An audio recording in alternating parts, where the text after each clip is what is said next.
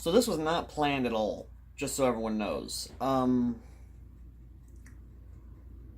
We, I, just so you know, I shared Remnant, the Fallout Remnant Wars. It's still early in the morning for me, guys. I literally have not stopped editing.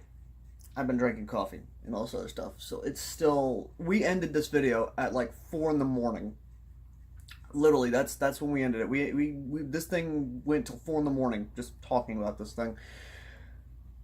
And literally, my friends, a few of them, and yes, I will be introducing them, but basically,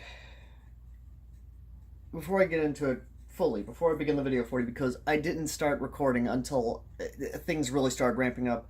Wish I had started recording right as this thing started, but my friend Crimson, Anderfell, Tunnel, Toby, aka the guy who does Decade of the Dark Knight, and then myself, we both got into a Discord call and we started talking about Remnant Wars.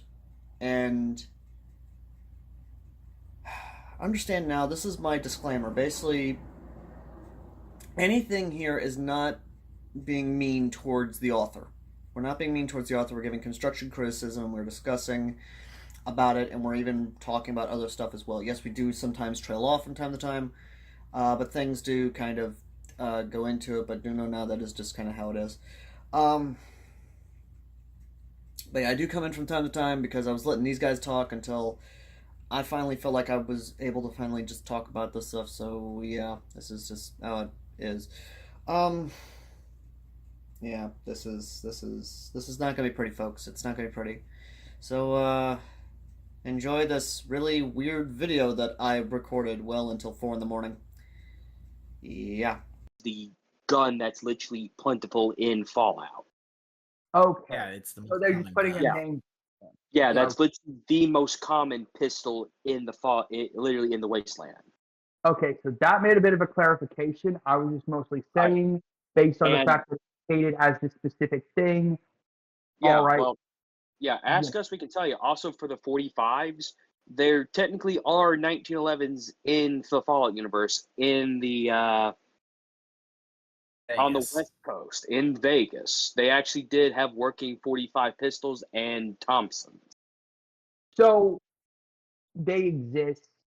There's still the fact of the matter of just the sheer volume of weapons you would need for an army and just the logistics of if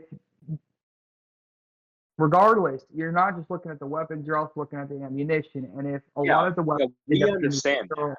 plasma Yeah, and stuff, Yeah, we get that. yeah, we get that. We really do. everything of the logistics is We're going to be because Toby, you're talking to people who understand this is a problem. yeah, You no, understand this is I'm an just, issue. yeah, I yeah. mean, So hell, for my Already on the first chapter. it keeps going. It keeps going with these like nonsense setups. Not How?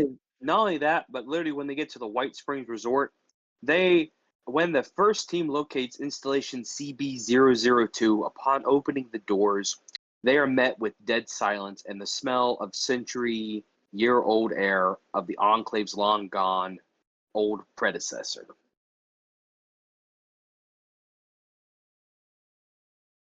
How does any of that make sense? Prologue of this all. It's there, dude's log, and then we're getting to picture of monster. It is Deathclaw looking thing. there's a Deployed reason. transporters, entire armed forces arrive to take out a Deathclaw. Oh, you're From trying. Oh, when you There's a said the reason. first chapter, you mean the prologue. Yes, oh boy. there is a reason why I have New Columbia only focus on their settlements for the last 10 years while fucking fighting for those 10 years. They haven't Black fully hole. They use a industrialized. black hole to get the remnant stuff going. black hole. Also, I thought Hannibal Hamlin was the president, according to the timeline. Acting like that too, but acting like the president is basically the king in some capacity, based on how some of the stuff is phrased. Like, if you know anything about how the U.S. government works, that's not the case. There's so much other stuff going on. Okay, it was Honestly. for 3 of the engineers, an oncologist, and a squad of U.S. military escorts. You could just say soldiers. You don't need to say military escorts. You could just say soldiers. Call me a stickler for grammar here, but putting someone's name, parentheses, who is the Secretary of State, parentheses, replied, is there are other ways to state that, and if I am correct, might not have been mentioned earlier, but having destroyed of this is written terribly on top of all the nonsense. Like, seriously, dude, if you ever listen to this, I understand if English is not your first language, I completely understand why the grammar is so terrible. But if it's not, and English is your first language, I'm never this brutally honest or hurtful. Go back to elementary school.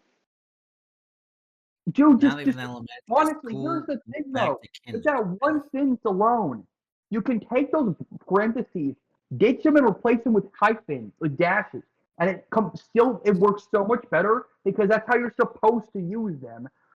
Technically speaking, it would be more sound. There's also just straight up typos if you pay attention. Granted, I am an English major. This is literally what I went to school for, but like, I'm trying to not have an aneurysm from some of the just straight up logistics of half of this. And I'm just going like,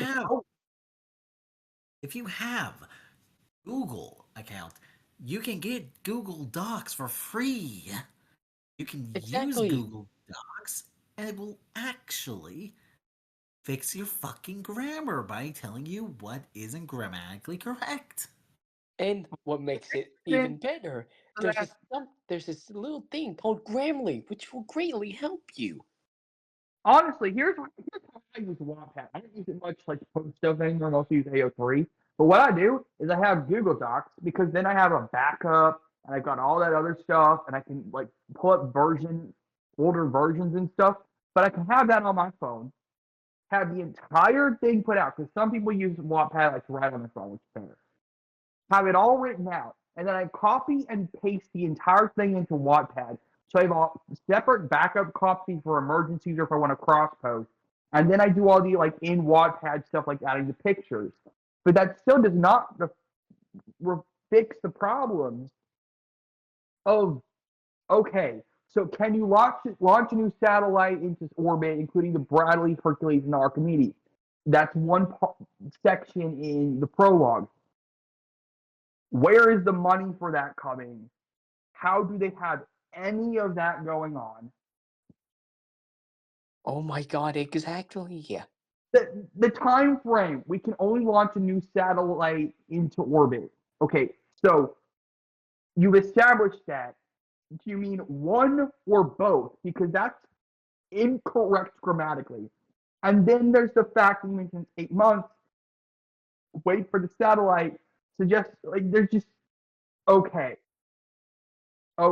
There is just straight up.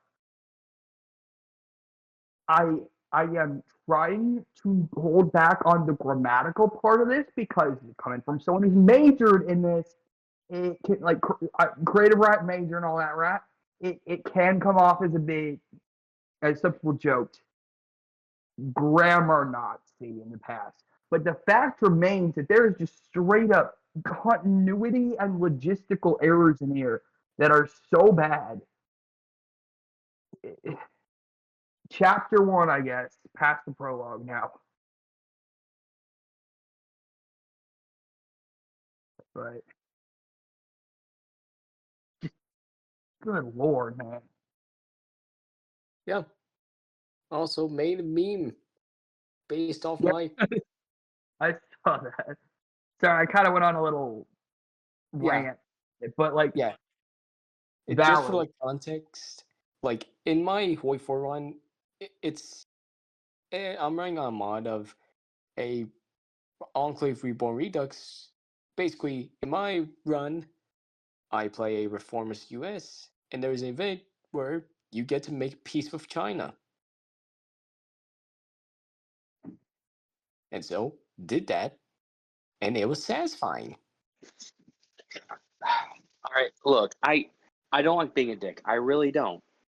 But I don't either. I don't think any of us do. But this the grammar is atrocious. The spelling errors, the fact that what you write does not make grammatical sense, it doesn't flow right. Like this. A few more troopers in power armor have arrived. An XO2 Tesla, a Hellfire, 4 XO1s, and a U.S. commanding officer. All right, what rank? What commanding officer? Is he a second lieutenant, first lieutenant, captain, major, lieutenant, colonel, general? What? What is it? You can't just say a U.S. commanding officer, especially since you're literally just saying a U.S. commanding officer. We know Yeah. that's a U.S. commanding officer. But who is he? Is he a lieutenant? What? A captain? What? You don't say anything. You just say, and a U.S. commanding officer. Yeah, and Not to mention the fact that when you say a few more troopers in power armor, you could instead of just saying that, you could have said, meanwhile, transporting in were an XO2 with Tesla modifications, a Hellfire trooper, 4 troopers in XO1 gear, and their colonel commander, and their frankly, commander a colonel. a slight rewrite and a clarification on the rank would have made that make a lot more sense. Also, there's a redundancy very early on in Chapter 1. The Victorian era and the late 1890s, they're the same thing. They are. You do not need to put they're from the Victorian era or late 1890s. Put one also a Victorian era does not mean anything. The Victorian era is the actual, just straight up grammar issues like that.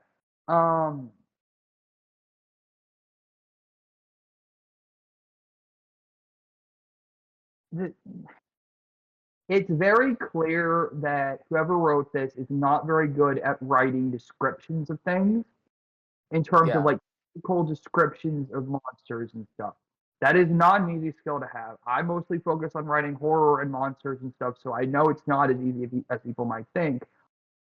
Listing a few things in a technically grammatically correct sentence. in my personal opinion, how I observe it, I feel as though he does try to describe it, but at the same time, he does. He really does, and that's one thing I do applaud. He does try to describe it the best way he can. Yeah, but at the same time, he goes way into it in the wrong way, too. Exactly. Yeah, he's basically just like repeating the same information over and over. This honestly feels, I'm not gonna lie, like it's someone's maybe first attempt at something really big. Although based on this person's Wattpad profile, right, there is clearly a good amount of fic on to an extent that they've written. And this is pretty heavy duty for someone to tackle. This is not an easy concept, I'm not gonna lie. Considering that it is pretty in depth, which can cause trouble if you're not as strong of a writer. I personally did not jump straight into writing some of the stuff that I've written because I'm one of the people who was writing Dark Knight Decade, right? I wrote all the stuff for like Joker and all that, but I did not get there overnight. It took me over a decade of basically nonstop writing to get to that point. Yeah, it's not as easy and you have to just start somewhere. But this just honestly feels like someone who wasn't quite up to like a good enough skill level to really do this justice. got way too big for their britches and tried something without I mean, with my practicing before. This is honestly just remind me of this one Gate fanfic called like Gate. I think it was called Gate: The Liberation of like the world of Avatar: The Last Airbender, and the like for content. all right. Oh So yeah, here, like okay, so Plagiarism is unexcusable. It's the same reason why people are getting kicked out of classes in the English department for using Grammarly and stuff. It's because they're using it's becoming an issue. Okay? yeah, But all right. So here's a question I would have for the author if he does reply to this. All right, where does the magical energy come from when they're transported to the world of Remnant? Because you said exactly. it was a mixture of electricity and magical energy. Where does the magic come from? Yeah, exactly, and just I mean, how exactly? one could argue that it's the natural magical energies of the realm of Fallout, considering there is magical stuff in Fallout. You can't say there isn't. There's eldritch gods. I mean, Lorenzo's helmet is a very good thing to Example. point to. But you need something more. Like, what magical being or what magical energies did they strike? You can't just say, and magical energies happen to come into contact. No, you can't just say that. Magic there are always needs a conduit.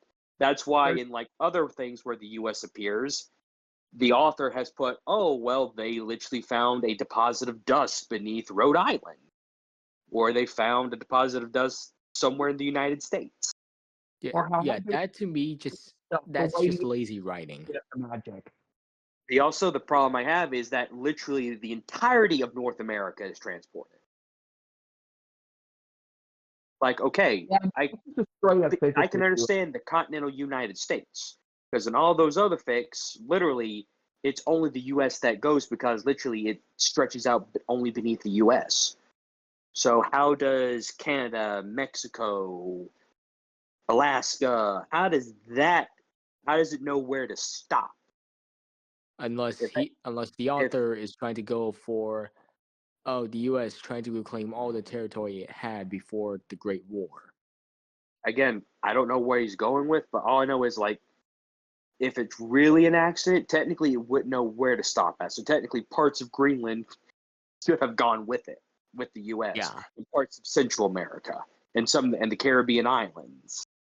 And at that point, where is the actual solid boundary at that point? Yeah. Also, I am reading this on my laptop, and I'm starting to see artifacting from what happens when your phone keyboard starts to glitch and it makes you automatically start a new line to make a space. So this was written on someone's phone. So that does explain some of the issues with like weird character situations, like periods and stuff in weird places. It does explain some of those typos. Yeah. It's clear now. It's clear that it's written on a phone. Which And no like shade to that. It does explain some of the more like just basic typo related issues. yeah, So, and Also, like when we introduces the new continents, he gives the continents names, but then he also gives them the kingdom name. He says these new continents bore the names of Sonus, Anima, Solitus, and Menagerie, also known as Vale, Vakul, Mistral, Mantle, and Menagerie. Oh, yeah, that why are you telling us this? Shouldn't this be for the next chapter, yeah. where America finds out what these are called? I mean, unless you were trying to tell us where they ended up in the world of Ruby, but I just Yeah, and referring back to your boundary statement, like exactly where does the boundary end? Does it like end like at South America or at the end of Greenland? okay. okay. Also, Mr. House is not an AI. He literally just said all the AIs like Modus, Mr. House, and the Think Tank. Those last two, they're not AIs. Mr. House literally is underneath the Lucky 38, in New Vegas, and the think tanker literally scooped their brains out and put them in jars. They're not AI. Yeah. Also, you do not need to consistently, when you are referring to two people, you don't need to consistently bring up, like, if you describe someone, say, as having a certain feature, like a blonde woman and a man, you don't need to keep repeatedly saying the blonde woman. This is an example because it's coming up over and over with the woman who has dog-like ears. You don't need to consistently repeat that because it's current in the situation. So you don't need to say a mega ginormous portal. Both of those You mean the same thing. double descriptors do not need to, like, just straight up that will kind of be redundant and sound cartoonish. Consistently using epithets like the woman with dog ears when there's only one woman in the scenario will actually harm your writing. This is stuff you learn just over time. Yeah, and The and fact that there is also repeated mention, don't get me wrong, I'm not totally up to speed on Ruby lore because it's been ages. Consistently in this first moment mentioning that like faunas are slaves to humans, I don't believe that's accurate per the series. However, this seems like it's just trying to seed an excuse for more war in a situation where that could have been handled way more interestingly than just some guy sees a girl with dog ears and gets mad about it because of, as far as I remember, inaccurate Ruby lore. Even if Oh, the guy is yes, with the Ruby lore revolving around the Faunus, we don't know. It doesn't exactly go into detail about why the Faunus are exactly hated. It never does. Most descriptions come from fanon explanations. but Some have literally it's said that not Faunus were accurate lore. enslaved. No one really knows. But like for the current time frame of the series that because I watched the first few seasons of it ages ago. No, none of that seemed exactly what's like being described here. Yeah, and I'll look over that. But now we're right up again at Armory of basically describing what's found in a random loot gather chest and dust. And now it's starting to get into Ruby lore and more of what they found in specific boxes. Like it's like you're describing what you found at a little loot spot in a video game. This ain't like it might.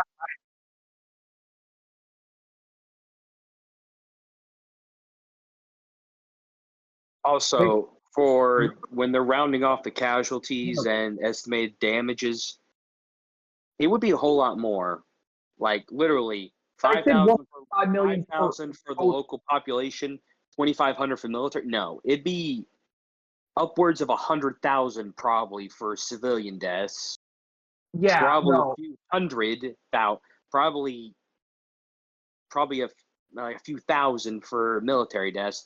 And the estimated damages, oh, they'd be a heck of a lot more. I mean, Yeah, no. the Bare minimum, the damages would be in probably the triple digit billions. Yeah. Because they were saying that and implying as if it was for every single city, and even for one city, that ain't enough. I'm No, sorry. it's not. Yeah. Especially not with the photo they decided to use right above where it shows the destruction. That by itself at least is at least $100,000 worth of damage right there, probably more. And as a personal message to the author, look, we are not trying to be mean. We're just simply This is giving you a constructive critique. criticism. Aside from the fact that you brought our attention to this because you plagiarized. That is straight up going to get anyone mad at you. That is the Yeah. first and foremost biggest issue.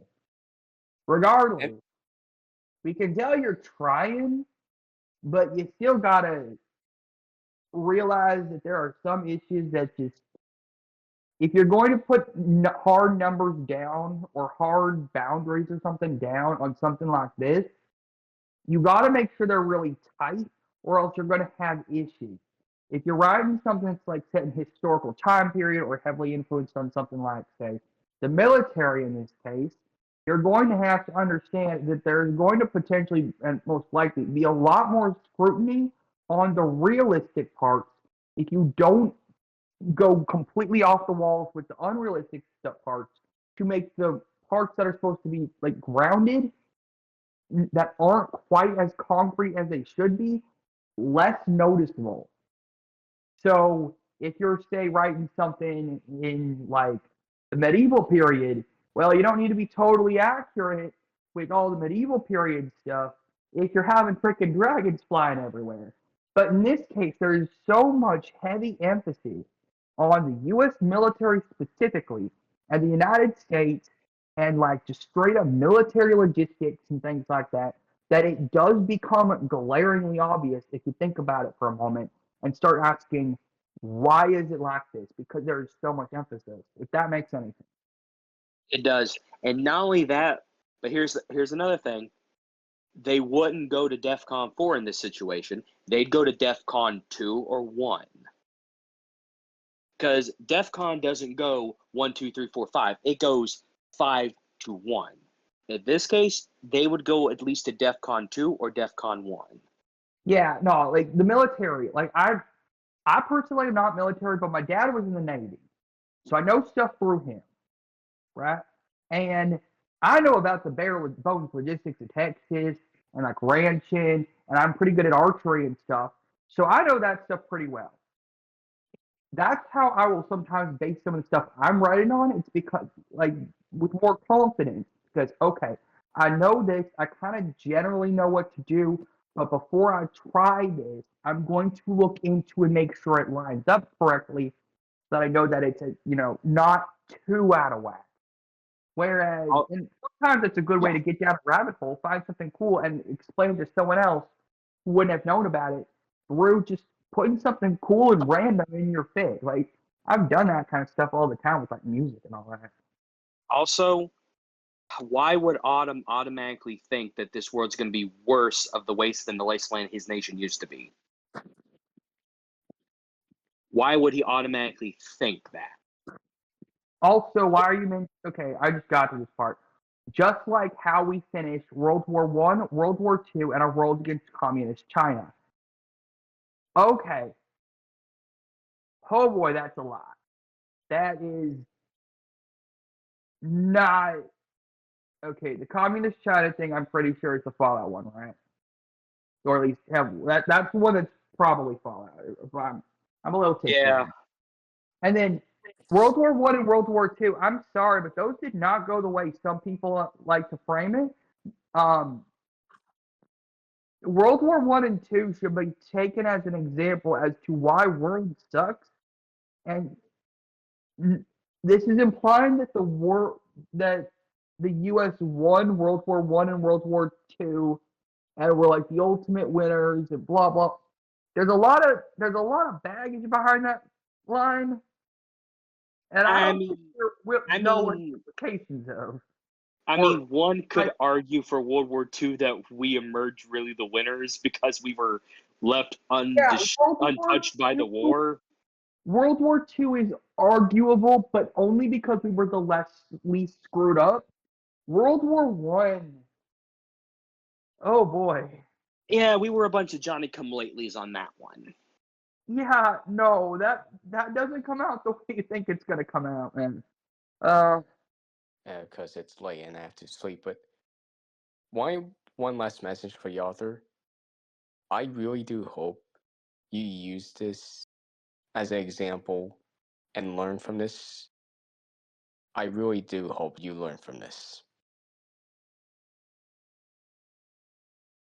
Anyways, good night, gentlemen. Night, man.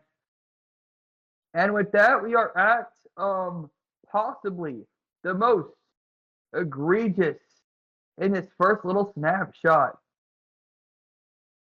Bit of a lead up, and then I don't know when it happened or where, suddenly the Faunists aren't slaves anymore. Well, that's the thing. No one really knows exactly if the Faunus ever were slaves. No, that's what I'm saying. But Truthfully. so what I'm okay, let me clarify a bit. So you established at one point, like maybe a few paragraphs before, that they are slaves. You introduce the Americans. The Americans do some stuff and talk a bit of war stuff. And then there's like a little bit of like dialogue-ish. And then ever since the Americans freed, which is not the way you spell Fred, the honest from slavery, there you could have done so much and made an entire arc building up these guys as like full on heroes and stuff by having them do the spring the fathers from slavery thing. But no, you had a few paragraphs, and then you have the Evelyn Black, the Evelyn Faunus person, right? Also, I'm let you just get into the first chapter now. It would be somewhere off the coast of California. Not somewhere in the coast of California. Off the coast. Because if it's you're never in the coast. The coast is like the beach. If you are either on the coast or off the coast. On as in you're on the beach, off or you're in the water. That's how it works, essentially.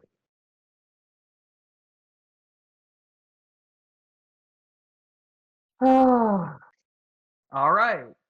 Navy stuff.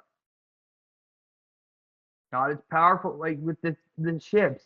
It'd be like sending a World War II era battleship against a Civil War era ironclad.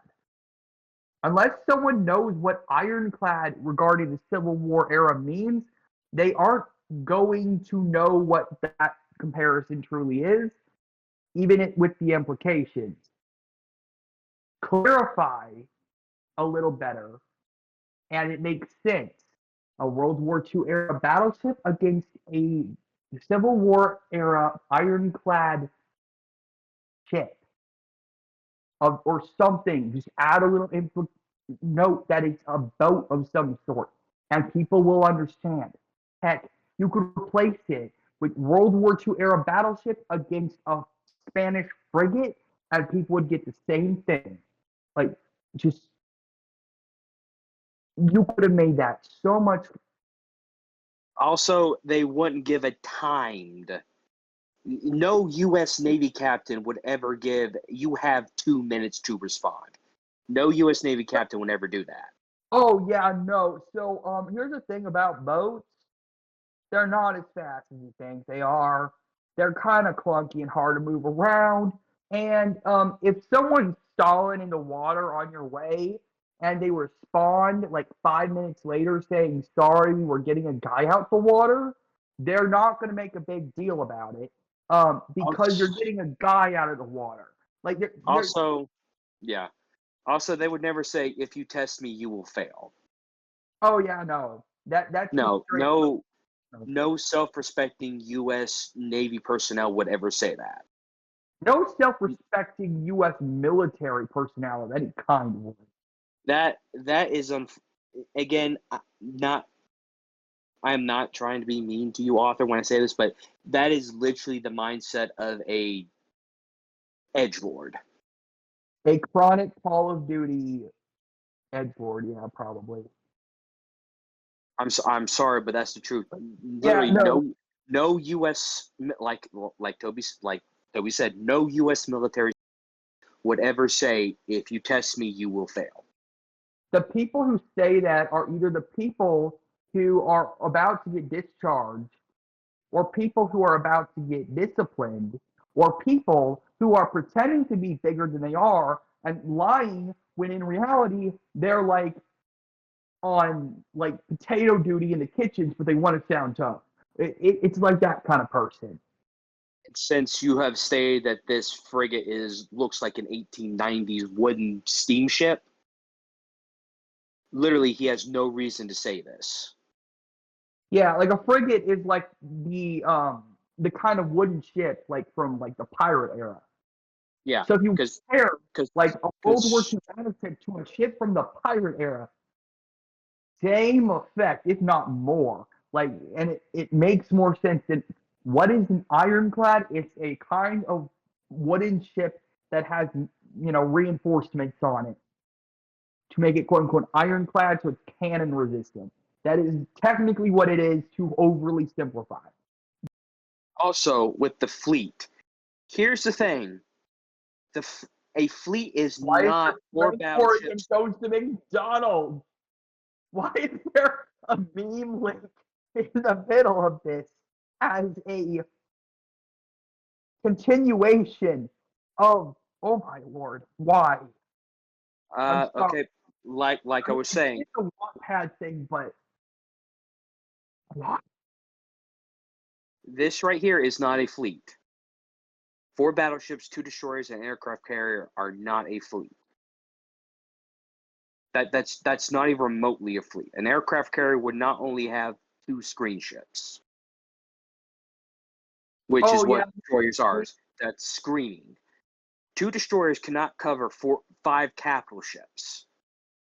That's what the yeah. 4 battleships and the aircraft carrier are, capital You're not ships. logisticking again. No, at most there would have to be at least 25 to 40 destroyers, 15 to 30 light cruisers, then you have however many capital ships. But no, this is not a fleet. This isn't This even is a a group. bunch This of is random junk. This is just a bunch of people who got drunk and are about to get kicked out for stealing something. Like that, it's functionally like that. That might as well be what it is. I'm not even former military. I'm just a guy that has done a lot of research, mainly because of my original fic that I had to do, where I wanted to make sure I got everything right. I literally had to look what the complement of a fleet was. I had to do that. I had to get that. Literally, this is not a fleet. This is literally what Toby said. Is someone's about to get Article 34, I think. I might. No, I don't know Article the 15. but yeah, Article 15.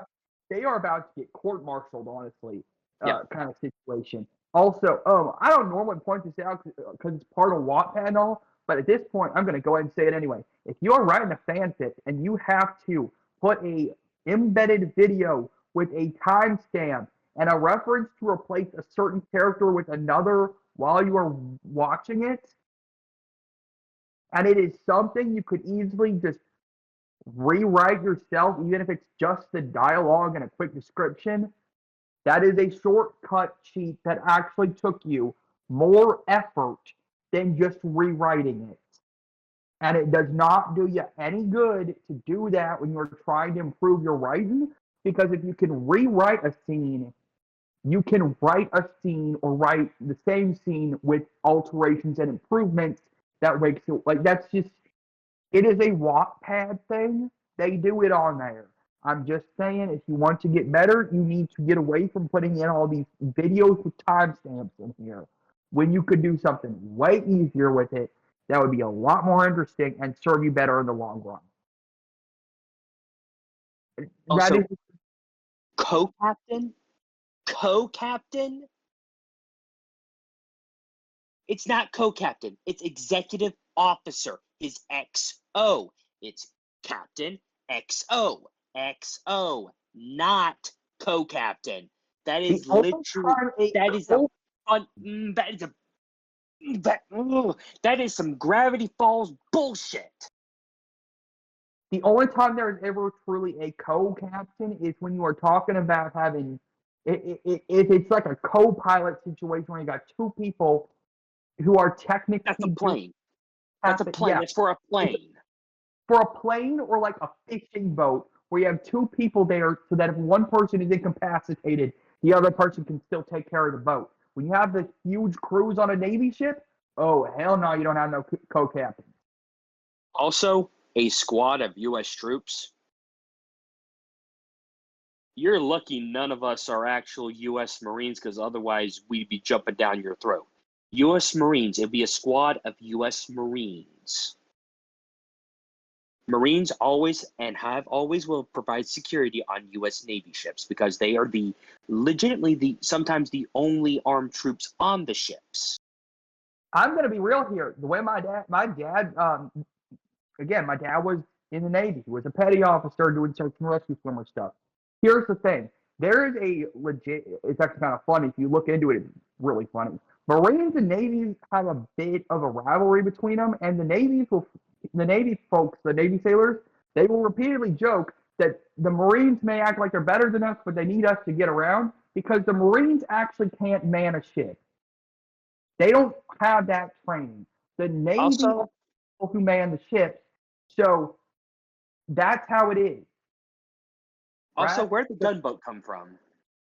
The gunboat. I think there was a mention somewhere earlier in this in at least Nope. chapter 1. Nope. It does not say a gunboat. Nope. It does not say anything about a gunboat. It says the fleet of four U.S. Fleet of 4 U.S. battleships, 2 destroyers, Not and even an like aircraft adding carrier. modifications. It may, no, no, no, no. Seriously, it's going to take us a little bit because this needs to be go through. You can't just pull a gunboat out of your butt. You have to at least mention you had smaller ships in the area. More than likely, what this is, it's the PBR, that little inflatable boat that most frigates and destroyers carry. But I don't know because you've not told us what the USS Hamlin is. Unless that was in the. I can't even keep track of what the timeline's like. Oh, it's probably in the U.S. Navy section, which we've not read.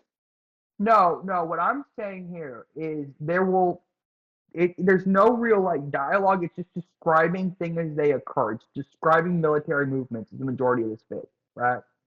Here's the. I can't keep track. There might be a mention of a timestamp. So at the start of the second chapter, day 1, 8 hours before the invasion. So we have a timestamp here. In the prior one, I couldn't tell how long things were going because it would suddenly jump to something that would have to happen over the course of months or even years after the original start of that last event because of the sheer prep work involved. I don't know how many people are involved in this anymore. We're not. I'm not even touching the straight up physics, quantum physics chaos of dumping the entirety of the North American continent into the middle of a pre-existing planet. I don't even want to just touch that with a 10-foot pole. But I mean, and it's not only that. I'm still reading chapter 1, and no, this is an actual gunboat. So this is not a little inflatable boat. This is an actual gunboat because it said by walking through a portable bridge that was placed between the gunboat and the frigate. Okay, where'd the bridge come from? Because a bridge that would need to reach up and touch this. No ship keeps that. No ship literally keeps that on there. all right. Also, I haven't seen a fleet like this big before. Besides the grammatical error, yes, he would. Atlas and by extension, the Funk Kingdom of Mantle were literally the biggest military on the planet. So yes, he would have seen a fleet this big before. But what he should have said was, "I've never seen ships like this before." It's just a straight up logistical thing. Also, getting onto the landing craft thing on the next chapter 2 at this point? Yeah, chapter 2. We're looking at the landing craft. So if you don't know what those are, as again, someone whose dad was in the Navy, those are smaller boats that pick up a certain amount of stuff on a ship that is like docked out, like where because it's parked out a bit far out. so that because it can't get into dock, they load stuff up on it and they go back and forth. So in this case, what we are dealing with is how many of those boats are there? How many troops are there? What kind of vehicles are you unloading?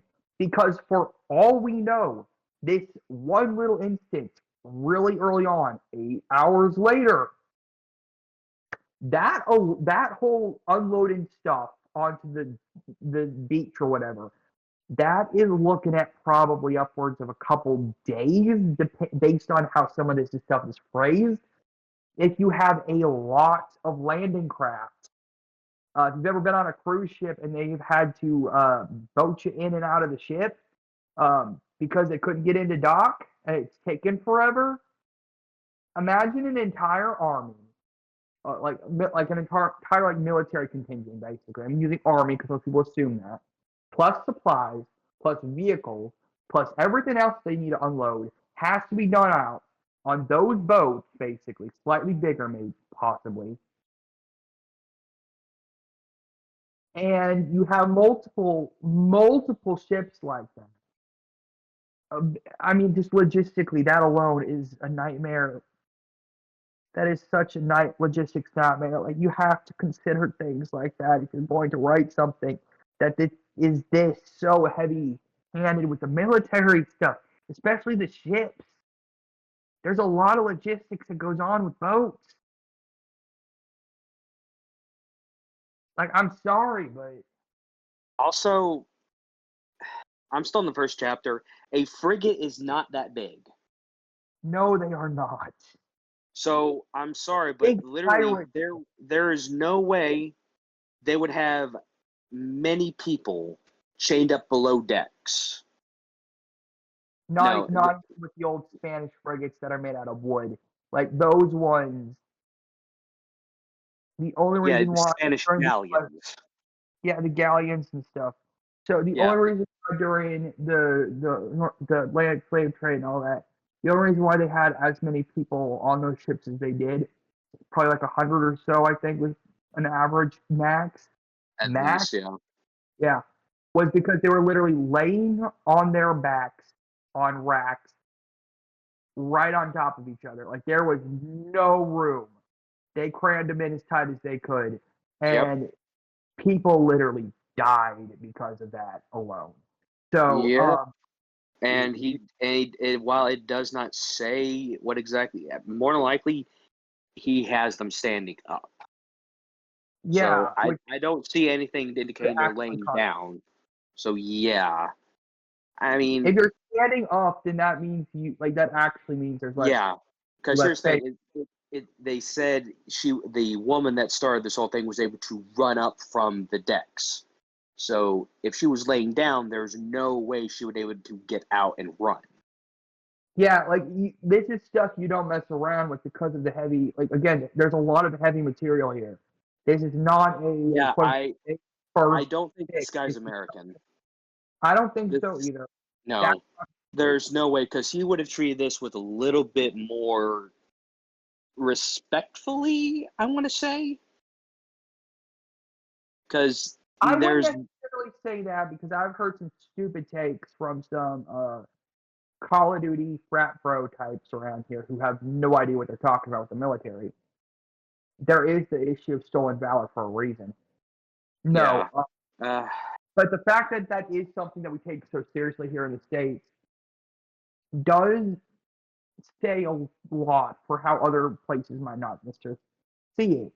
And the fact remains that if you strip away Yeah, all of the yeah, fake pretense, it's not going to slim down much more of this because a lot of this is just straight up military. And if you have nothing to soften the inaccuracies of the military and just the logistics nightmare, and again, the plagiarism part, people are going to notice. And that's why stuff like this is very difficult to pull out. yeah. And Now, not only that, but also I'm still in the first chapter, but he has no legal grounds to detain the captain. oh yeah, no. I mean, yeah, he can warn him away from our waters because, technically he didn't know the United States were there, just appeared and all that. Technically, he can't arrest him. He can't say, you're going to have to come with us for more questioning. We'll take you in for more questioning. He has no legal grounds to stand on. There's a reason why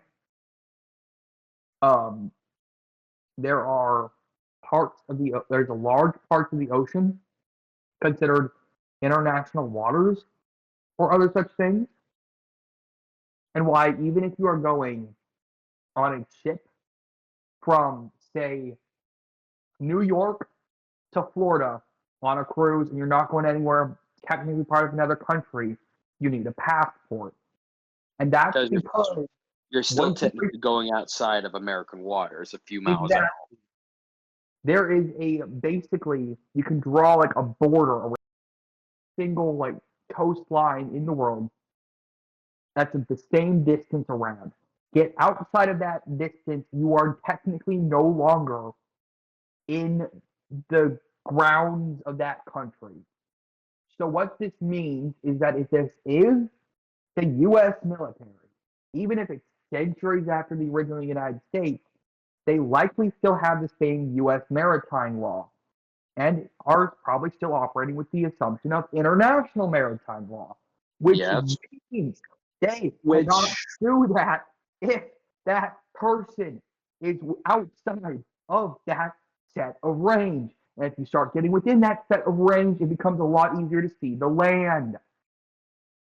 Yeah.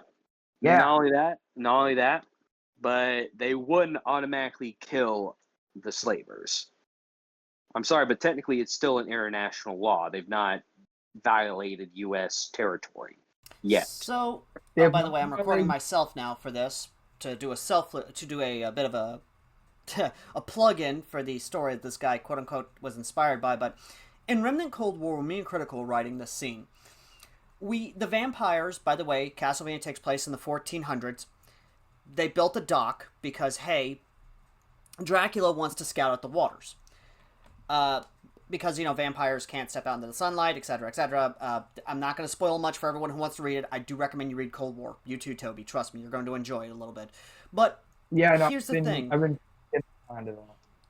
the scene that this guy is taking quote-unquote inspiration from, Roman Torchwick's ancestor found the dock and said, "I've never heard of your kingdom. I'm sorry for intruding on your kingdom." And the reason that Dracula and the vampires kill him and the entire crew is because they don't want their existence being outed yet. They want to stay hidden a little longer till they're prepared to show themselves to the rest of the world. Because let's face it, if Remnant just found out automatically there's a landmass about the size of, say, Manhattan or Rhode Island, basically a good large portion of the U.S., one of our island states, basically, just up and has blood-drinking creatures of the night, the fuck you think is going to happen? Yeah, like... Pitchforks and torches? Pitchforks and torches. Let me see. I think I'm double-checking to make sure I have, like, the rough... I'm checking my own recs and backlogs and stuff. I put in no mic, so you can click that link and look at it. And like I said, once you get to the part with Ebony Belladonna, who, yes, in our fic, we basically said was the great-grandmother, i.e. Gira's grandmother, basically the first Belladonna. Mm-hmm. In our story, she literally goes to Dracula and begs him his kindness, calling him a kind king. We even used a little bit of old English, basically, in this, to basically, hey, we want to repay your kindness for all you've done for us and freeing us from the chains and bonds of slavery. Dracula literally makes her a dame knight, and she becomes the first House of Belladonna. I like what this story does with the idea of, hey, a Belladonna becomes basically the first of, like, a long line of, say, like, politicians or royals or nobles, that sort of thing. I like that kind of idea. I like that, where it's like, hey, the Belladonnas are actually important politically or, like, an important figurehead in modern Remnant. Instead of, oh, they're just a chieftain type deal. They were the founders of a rights movement that got turned into a radical terrorist movement or radical militant movement, depending on how you ask. Kind of like how the IRA is seen as, either a terrorist movement or a movement to basically be an independent Ireland type deal. And that's a very messy, complicated situation, too. Trust me, there's a lot there. Well, my family are descended from IRA members who fled Ireland after the Easter Rebellion. Trust me, I know what you mean. but my family came here from Ireland because of the quote-unquote potato famine, so trust me, yeah. Yeah, but no, when you get to the part in the story that caused Critical to have a tizzy, and not a tizzy we're at it.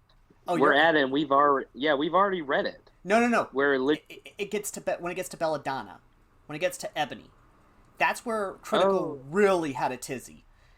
And no, we've not gotten there yet. Yeah. Also, I would say this with the canine woman. Why would you say "Don't make me your slave" when that's literally she heard him say, "We don't negotiate with slavers." Yeah. Enslavers like you deserve to die. Yeah. She wouldn't say that. Yeah. I mean, yeah, she'd be scared out of her mind because literally she just saw them kill him.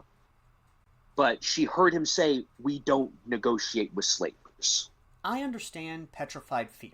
I get that. Believe me, as someone who has survived 3 near-death experiences, I understand petrified fear. But your brain at that moment should be coherent enough to understand the situation you're in. Plus, he wouldn't ask all these questions. No. At least not out like this. No. He wouldn't ask, "What's this planet called?" She'd be like, "Planet? We just know it as Remnant." Mm-hmm. Again. Yeah.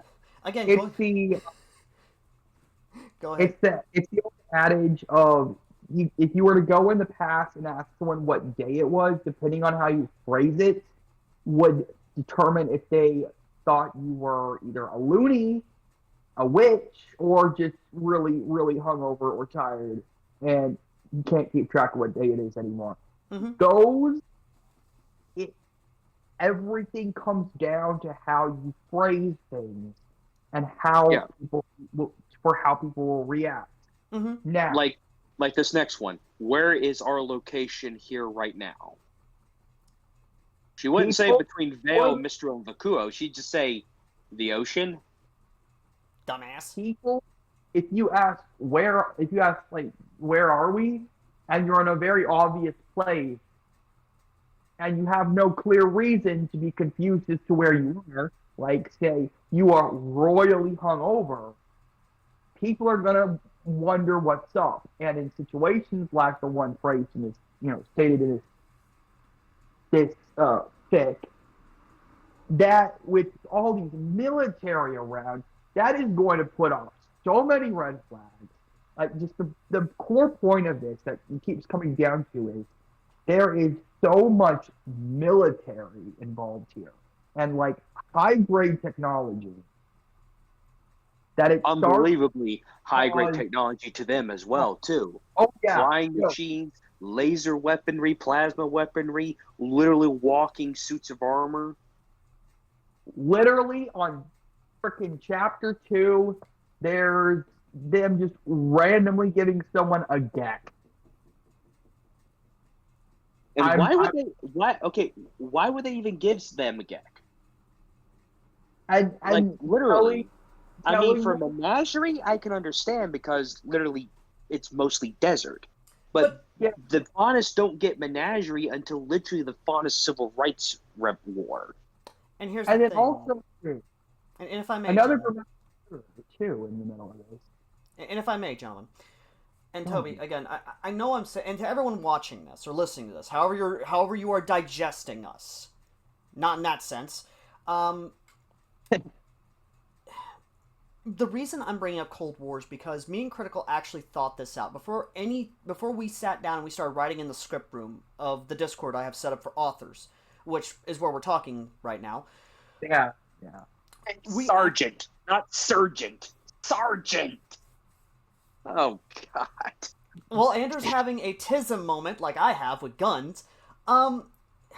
here's the thing. In Cold War, the reason that Dracula and the vampires, from the 1400s, mind you, literally ask a Faunus woman who they saved off of a beach. Again, this is chapter 1 I'm talking about, so it's early on, not major, like, plot spoilers.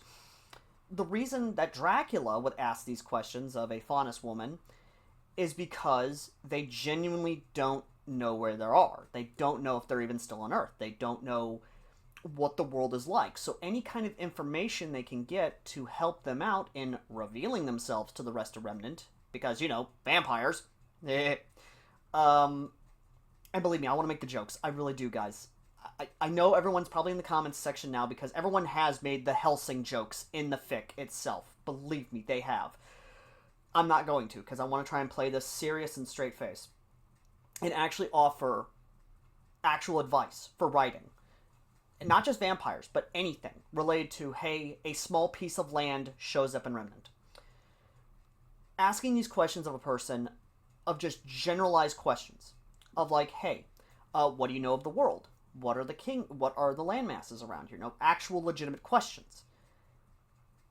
It is good at exploring the world and offering, like, hey, this is the kind of easing people into it.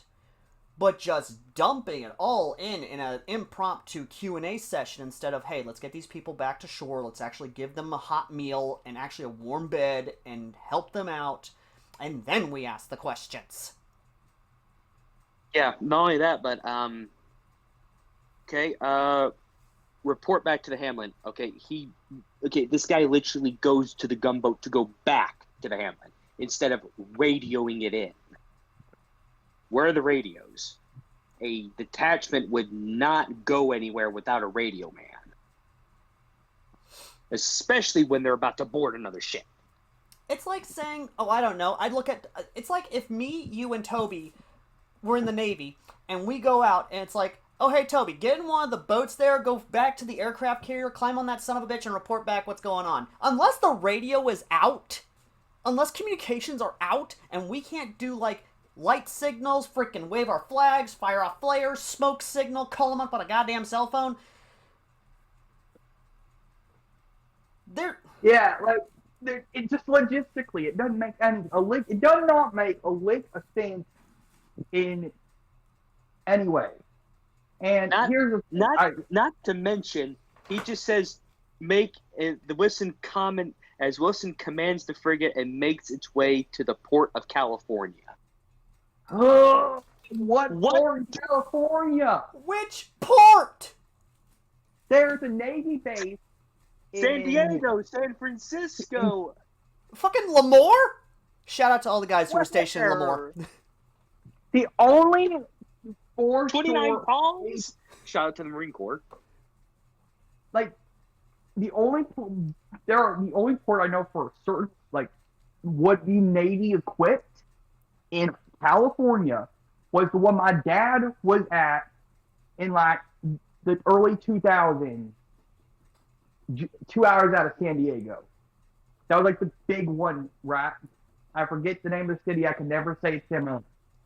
Like, pronounce it right. And then there's just the fact that California is also a state with a coastline that is its entire length, and the state is the size of the country of Japan. Every single port down there could also be applicable because we don't know if they've been retrofitted at any point to accommodate Navy situations because of the Fallout situation, and also the fact fishing boats, cargo boats, things like that also go through that area. So where? Northern California, Southern California, Central California. Where? Even just that little bit more specific narrows it down. Where the fucking she crash landed in San Fran? Anyway, continuing on, gentlemen. I was trying to bring up a second ago. I do have a pick kind of in a way similar to this one and the one the Cold War one, right? Mm-hmm. It's not Fallout. It is not anything like that. Frankly, it's fire. Oh, okay. Okay. Also, the Dust Crystals. Go The reason why I'm This trying to say this guy has no idea what the dust crystals are, even in Ruby. no, Peter, no. Because the dust crystals are fire, water, electricity, and wind. With gravity being artificial as well as hard light dust. But those are the only 4 main crystals. He put fire, wind, ice, and water. Ice and water are the 2 same things. It's starting to seem like this guy might have just taken something. He might have gotten his stuff from other fanfic or something, or just incorrect, Yeah. or incorrect translation. More than likely, but also the armory seems a bit big for a frigate. Yeah, no, it does not make sense for a frigate. Especially if also frigates can mean modern ones or the older ones made out of wood. And He said 1890, so I'm guessing it's that's okay. Okay. So a Spanish frigate is a big ship from the pirate era. They are tiny compared to modern ships. Keep in mind, one of the biggest fandoms that me and Jackson are in is freaking One Piece, and basically every single one of our fics that involve them going around on like ships and stuff in One Piece, we automatically start increasing the crew size and making it more accurate to the type of ships involved. So most of the men that would be on a frigate like that, the reason you had so many men on it isn't because you wanted to have a lot of men because you wanted to have a lot of men. It's because of how much work is involved to keep them just not turning into a death trap. Because you get stranded somewhere or you get stuck in a storm or something. They're very much not easy to man, and they need a lot. The little galleon for like the Going Merry. Yeah, in but One that was Piece, Caravel. yeah, that Caravel, right? That one? Yeah. Going Merry, yeah. It takes at least 20 people to man at a single time, and you want at least 2 or 3 ships. Those usually had like 50 plus people working on them at any given time. Okay, so I'm going to read an excerpt about the dust stuff because, again, Cold War. Because again, the author decided to say he took inspiration from Cold War. Reading an excerpt, and excuse my accents, because one is technically Gaelic, another one's Hispanic. Lenore could be seen holding up an ice dust crystal as she examined it with gloves on. This is amazing. It's as if magic has been captured in physical form. Awe was clear in her voice. The elements of the planet crystallized, Marana said with widened eyes. How is this possible? Lenore stroked her chin as she tried to give a theory. Maybe it's unique to the planet. There, right there. We literally, in a way, but vague yet theorized, from characters of a world where magic and vampires and dark creatures are... It Also- doesn't take much. It's just knowing your source materials and knowing how to make them work together. Also, this guy really was not reading what he wrote, because he wrote after the frigate landed in the port of California, the freed Faunus slavers were taken to the camps to be aided. I think that's the one I mentioned that had the typo. But yeah, there's a lot of typos of like just Yeah, he meant to write but- slaves, but he wrote slavers. yeah. But the thing is, I mentioned the other fic, right? I'm not gonna post. I haven't updated it in literally a couple of years. I haven't worked on it in a while. But essentially, the thing is, I had an idea. Take the Fire Force setting, add people who can use water to it, built on that a bit, and then because of how I started building on that concept, I realized if I incorporated some stuff from Naruto, which brought in Naruto as a crossover, I could flesh it out more and make it a lot more interesting by having some of the stuff going on with Naruto. But that required me to modify the stuff for Naruto to make it work with the setting.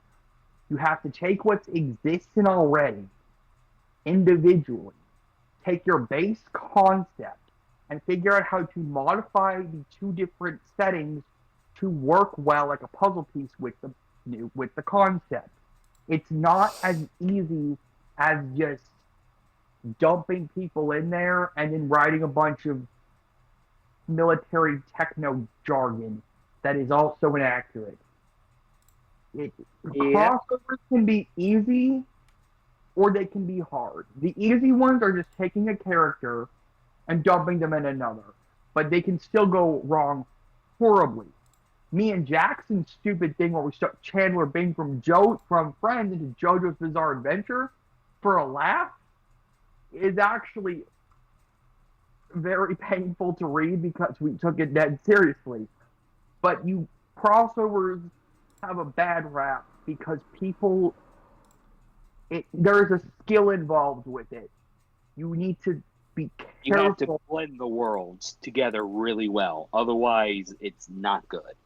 It's really not. You have, and there are some formulas for this, quote unquote formulas, that work better. It's stuff like, hey, this character died, wait for this, and came back. That is a pretty standard formula for a crossover with like Naruto or Harry Potter or something, right? But it doesn't work for all series and stuff. For stuff like this, if I can put you on pause there for a second, Toby, Ander, you have something to say. Yeah. How could they already know it could be used as a power source or fuel? That is a good question.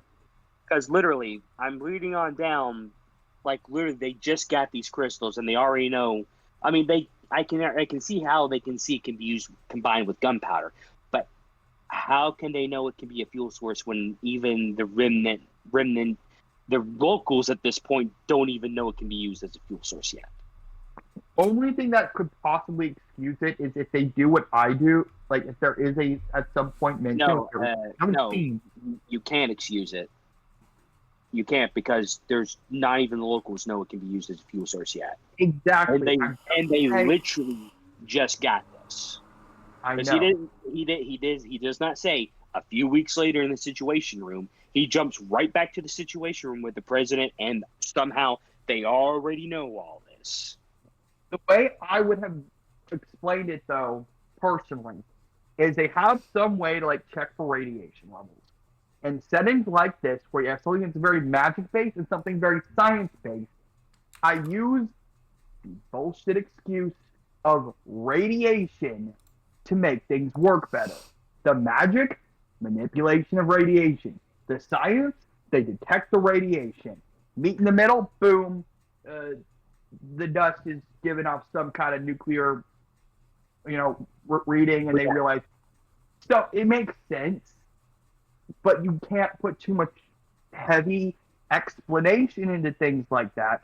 You need to give just enough, and you need to make sure it straddles the line well, and have it good, solid, grounded in the core of your base premise rules for the fix for it to work. And he doesn't. Crossovers are hard. If there is a hard, written in stone power systems and stuff, you have to account for one or the other. Eliminate one, make them work together, or eliminate both and do something new. It is not easy. So and this guy doesn't. This guy just plain old doesn't. He literally just says, "Oh, and it can be used as a power source." How? It's the improv class yes and method gone wrong, where there's not as clear of a continuity between things, and he's trying to write what almost feels like a military textbook, but make it fun. And failing. And failing. Yeah, he really is, because, like I said, I can guess that they tested it. Maybe this is a couple of weeks later, but he doesn't say it. I don't know why he wouldn't say it. Oh my! because they've already discovered that gunpowder and dust can be mixed. They can also make bullets with incendiary effects or an EMP effects or whatever it is, but he doesn't say it. Even though, and I'm just pointing this out, mind you, for everyone who has played Fallout New Vegas, they have EMP shells. They have Dragon's Breath.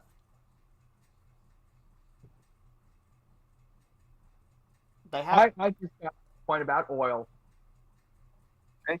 Also, I see what you're talking about with the Panther woman. Evelyn Bell, I see what you're talking about with Evelyn. Okay. Exactly.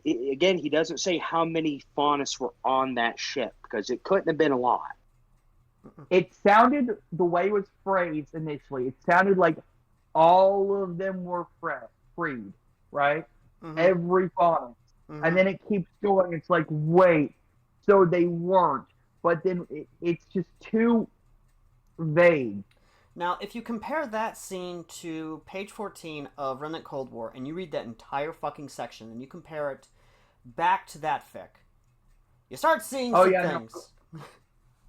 Again, and it's not only that. That is because I was about to start swearing in all 4 languages that I speak, because that's just why. Just no. And it's not only that. I just want to know how many Faunuses were on that ship. Because from what Evelyn is saying, there was a lot, considering she said, many of us are artisans, craftsmen, builders, and miners. Which is word for word from Cold War. Yeah, so, yeah. No. How many Faunuses were on that ship in order for there to be a sizable population? How big was the ship? If it's a standard Spanish frigate, there's at most probably like 120 of them. If they were exactly how they were stored, probably, roughly during the original slave trade. Like, this is logistics. Yeah. Basic logistics. And the thing is, it would be crammed that tight, they would be literally 2 seconds from death the entire trip. Yeah, and not only that, they'd also be weak, emaciated. Like, in all honesty, more than likely, if it was that, only 50 probably would be left alive. And there would be no children. Because it said there were men, women, and children. There would be no children because the children would have died already. They actually wouldn't put children on those ships very often because the children were more likely to, die. And also, because a grown adult would have a better, not to be grim about this, sale value because they're able to go and put straight into the and stuff. Yeah. So, logistics. Which I will say this. As someone who actually did help write this, and the way we set it up in Cold War, we were vague for a reason of how many slaves were on the ship of Torchwick's ancestor. Because, again, the way we have it set up and the way it paid off was, well, I'm not going to say. But, for those who don't want to be spoiled, this is your spoiler warning. Okay? This is your spoiler warning. I will put up on-screen text saying, spoiler done, and you can unmute the video. Alright? Or you can fucking play around with the damn thing on YouTube and find where the thing comes on to play. Okay? So, in the story of Cold War, we set up the first chapter and the ending of the 7-day war in Cold War as Lenore telling the history of how Stoker came to be in the 7-Day War to children. That's how we have that set up. That's why it was vague. It works in that context because, this is like being told a story to children.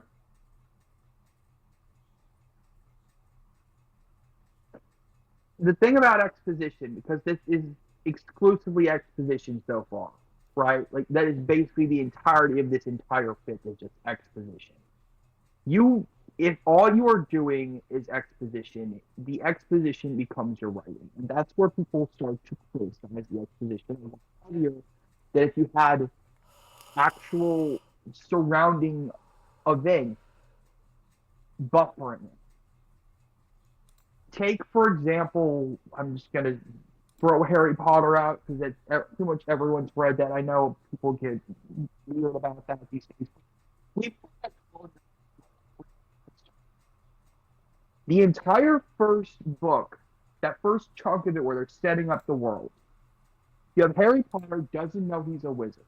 So you have a character who you are going through the story with who doesn't know anything, a blank slate. As he learns stuff, you learn stuff. That is how exposition really works at a mint-based level. However, there is also overhearing things, people casually mentioning things. It's more natural that way. The way this is written is like a very bad attempt at making a history textbook seem exciting. And that is where problems start to arise because I can go through and point out 2 or 3 brief conversations in a 30-plus minute read chapter. Everything else is basically just exposition. Even some of those conversations are just exposition. And so when that's all you're really getting, that's where you start going down the too much detail here on stuff. And that's when things are so heavily detailed, that's when the details start becoming the focus, and that's where people start criticizing. Again, disregarding the frickin' plagiarism incident. Yep, and I'm seeing it right here.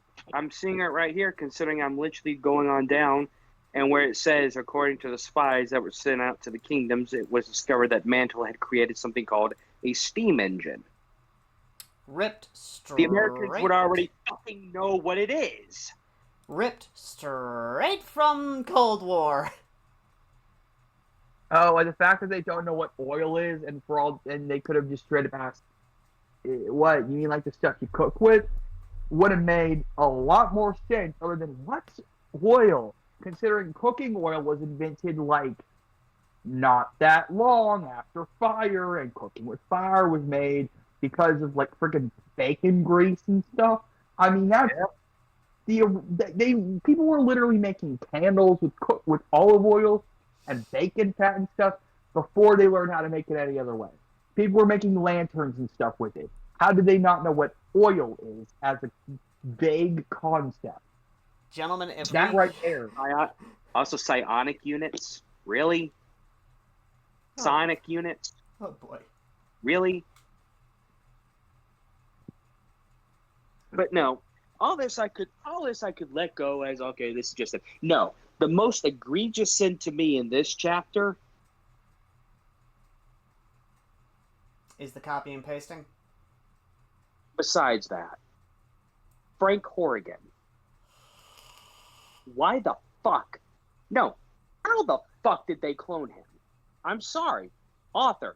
What the fuck were you thinking? Do you want me to put the AVGN clip in this part for you, Ander? Yes. Okay. Yes, please. Okay. No, but seriously, really, author, what were you thinking?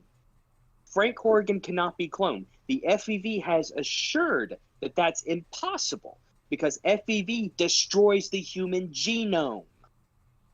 Why do you think the super mutants keep having to drag people off to their vats? It's because they're so screwed up they can't have their own kids. There is like a shelf life on that race until there's a way to make more. It's actually not that. It's actually because FEV actually gets rid of gender. It gets rid of their sex. Yeah, no, like you could like there's more like X whatever, but they still can't have kids. Yeah, they're completely sterile. If I may have the floor, gentlemen, for a moment. Go ahead.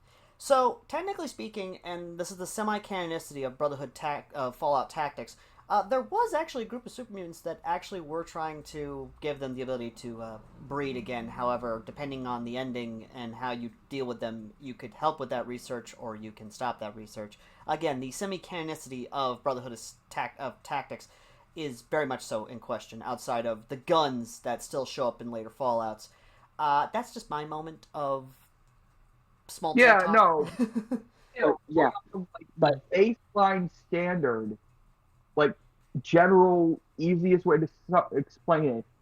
Super mutants can't have kids, so they drag people they catch to the vats of the FPV stuff, drop them in there to give them the same virus, which turns them into super mutants. As soon as those that store of the virus is gone and they can't spread it anymore, they're on a timer.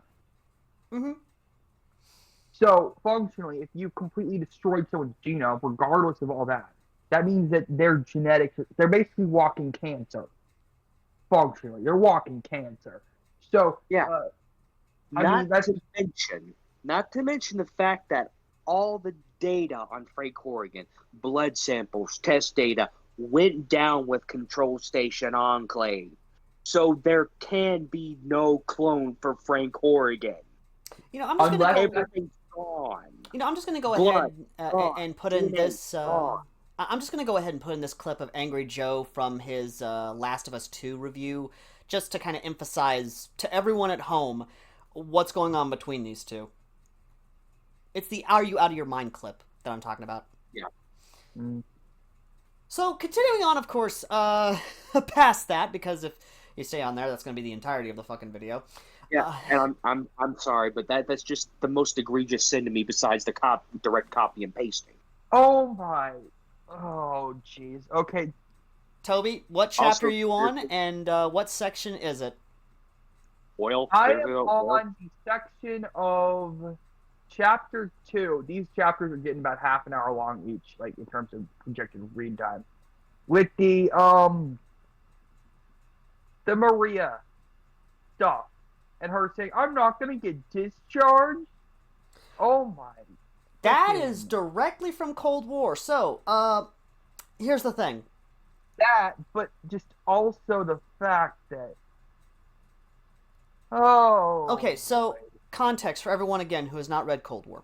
Maria is the original Grim Reaper who shows up in Ruby, by the way. She was actually a sea woman on a ship, an ironclad ship, mind you, or basically we call them ironclads just because, basically an old warship, more or less.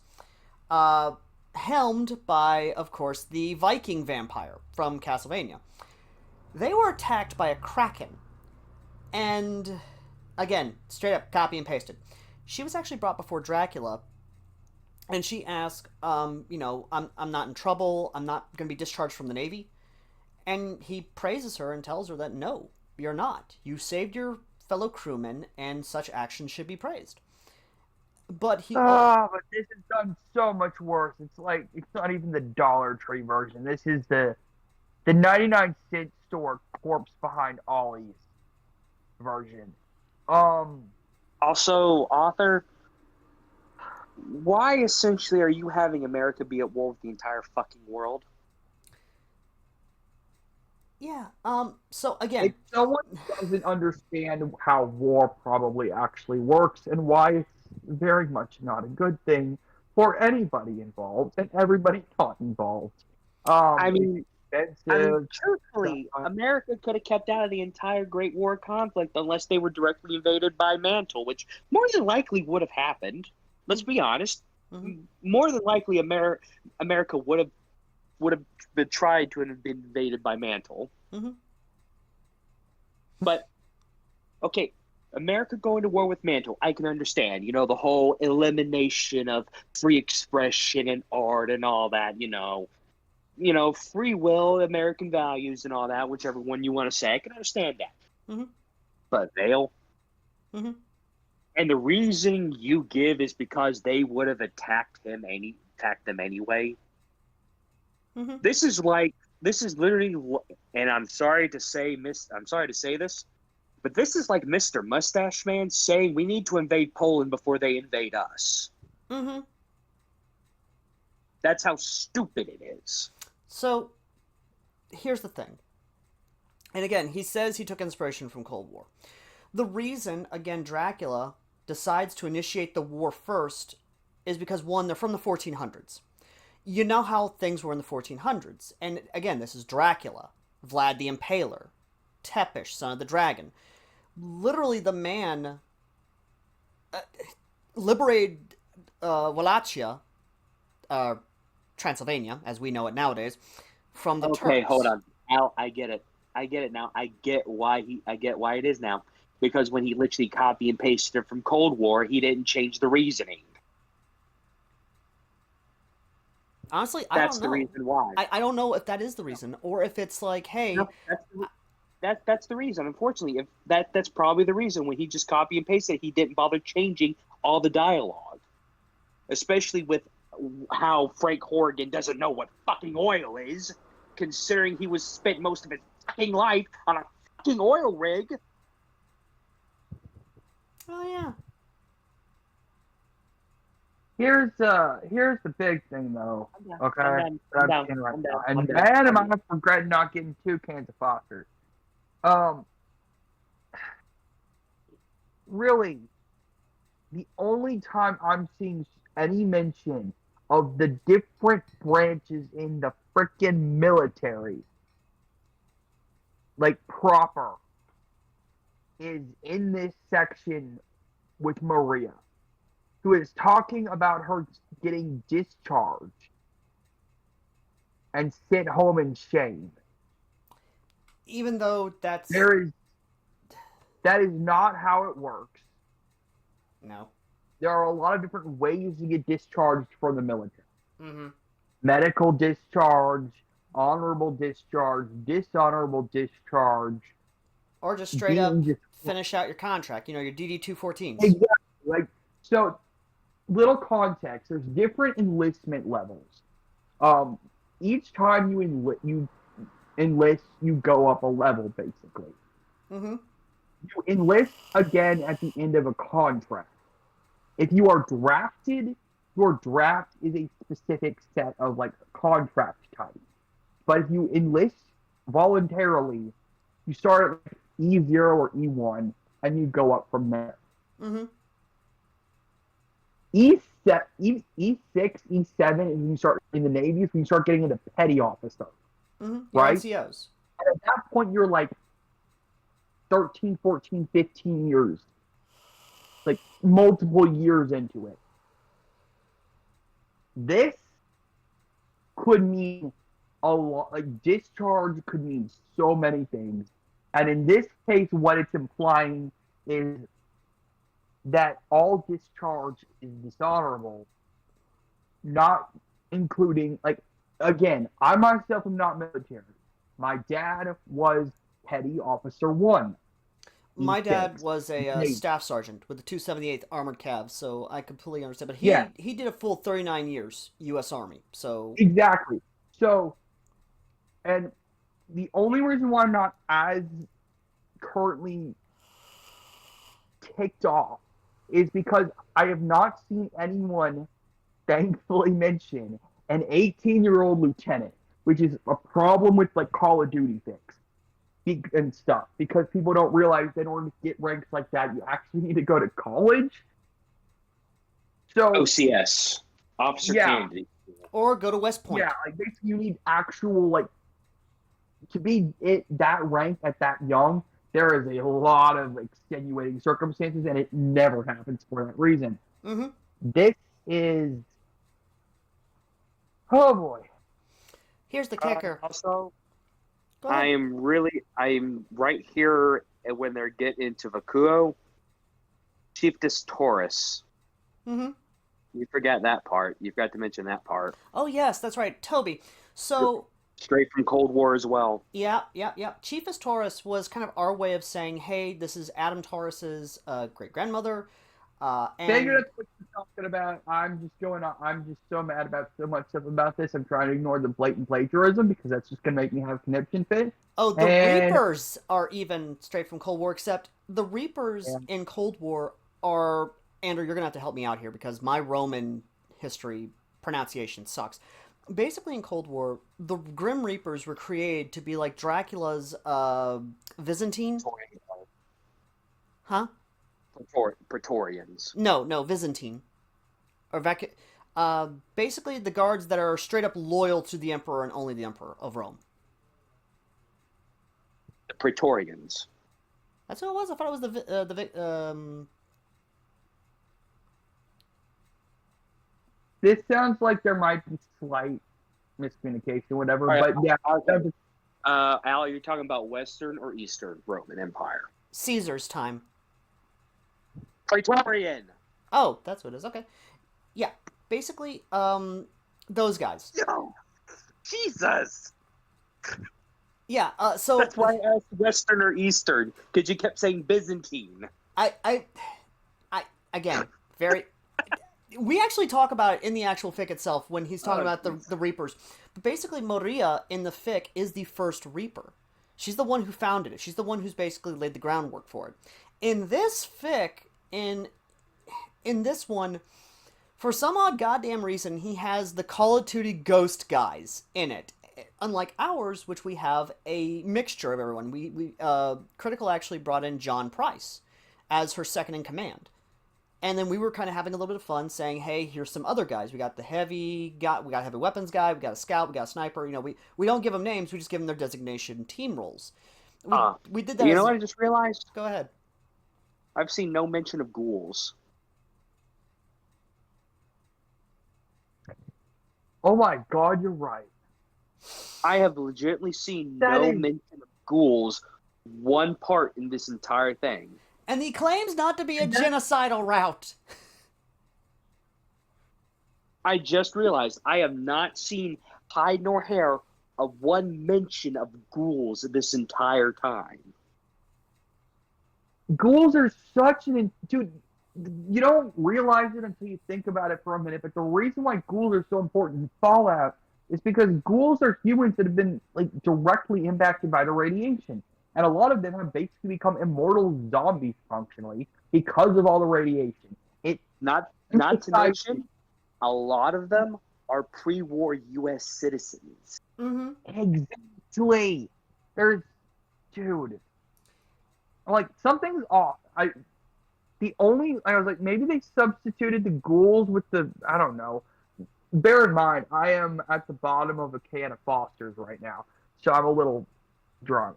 But that is the only thing keeping me from. So we literally have a Texas dollar store general of Laser Pig with us, ladies and gentlemen.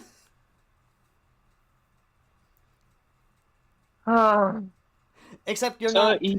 Yeah. So you're not. I literally just now realized that. So, yeah, author, if you can explain why there's no ghouls, we would really enjoy that. Huh? Yeah, no, where the fucking ghouls, author? Miracle, but Like, seriously, that would be a really interesting thing for one of the Remnantians to see. Just imagine that interaction. Stop you. I'm a ghoul, smooth skin. What the fuck's a ghoul? I've been exposed to an ungodly amount of radiation. Basically turned me into this, a walking corpse. Hey, be lucky. On the side effect of this is I'll practically live forever. Oh my god. exactly. Oh my god, That Ozma and Salem just looking at ghouls like, we're not alone! Exactly. And also, another thing that's making me a bit irritated right now is, again, Oh wait, there's all the intelligent super mutants as well. yeah, there's so much more to Fallout than just The Enclave. Boom and Enclave and Brotherhood of Steel, and Followers of the Apocalypse, and NCR, and Caesar's Legion. Fallout is literally such a fleshed out world that anyone who takes this concept that we create in Cold War, where a small landmass, let's say, out of nowhere, the Mojave Wasteland gets transported. Or out of nowhere, Boston gets transported. Out of fucking nowhere, DC gets transported. Like one of the goddamn wastelands gets transported to Remnant. Right there, you have so goddamn much that you could work with, that you could have fun with. But no.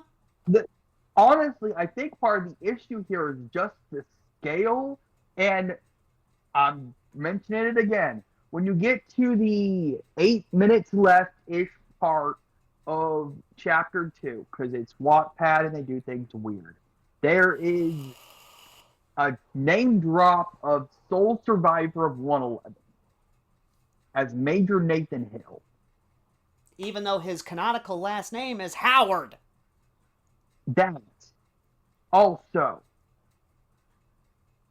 Also, wasn't he a staff sergeant? Yeah. there's so much here.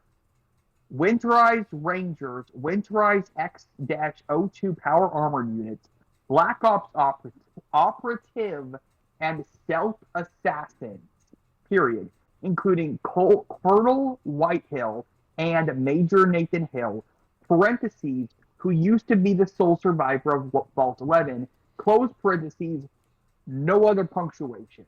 It would be is the sole survivor of Vault 111, not was. Yeah. Yes. On top of that, put down the parentheses. Put a period at the end of that freaking Survivor of Vault 11 thing and put a dash after Major Nathan Hill. Automatically, you are learning how to use the dash, the hyphen, outside of hyphenated descriptors. It is a good thing to know how to do because it actually makes your writing look better. On top of that, singular Black Ops Operative. What do you winterize? Are you saying winter camo? I'm assuming. Okay, so this is actually coming from Fallout. So much in that. Okay, so there is something that's actually coming from Fallout. So the winterized stuff is actually from Operation Anchorage, where yes, you do get. I haven't played that one yet. Yeah, where you actually do get winterized combat armor. You actually do get winterized T-51 power armor, and you do get they do actually use that as an actual term. So I'm not going to hold him against that. He's actually using accurate Fallout terms to, hey, this is what they did have in the game. This is what they actually did use as designation for, their BDUs, their uniforms, their armor. I get that. Yeah, that does make sense as, a shorthand, winter, snowy camo or whatever, right? Arctic or whatever. Yeah, snow camo, basically. Singular Black Ops Operative. Where are they from? Why is it just one stealth assassin? What do you specifically mean by that, other than maybe the Gorgon nonsense from before? Which, don't get me wrong, I know that's related to your fic, Al, but there is so much. Just what are you talking about? Clarification, critical. I just co-write the thing. I help him out with, generalization. Yeah, stuff. no, but you're part of it. You know. It's not like me and Jackson, which, little clarification. I'm Ace Silvers. Jackson is Skillet Lord over on AO3, because I know you're recording this out. So we're the people who wrote Dark Knight Deckard. Mm-hmm. That Al made videos about before. Yeah, I've made reviews about and have raved about with everyone. Legitimately, just taking a minute here for all of us to digest and to take a moment, to take a breather. Legitimately speaking, ladies and gentlemen, there are not a lot of DC, My Hero Academia stuff out there that legitimately does try to take the DC universe, the Timverse especially, seriously, and actually pay it respect that it deserves. These two guys here, these two chuckle fucks right here, and I say chuckle fucks in the most respectful meaning possible. Only reason why Jackson's not on here right now with me is because he's got work tomorrow and has to get up early. I don't have work tomorrow, so that's why. Yeah, but these two here legitimately do make really good fics, and if you want to see, this is what I mean.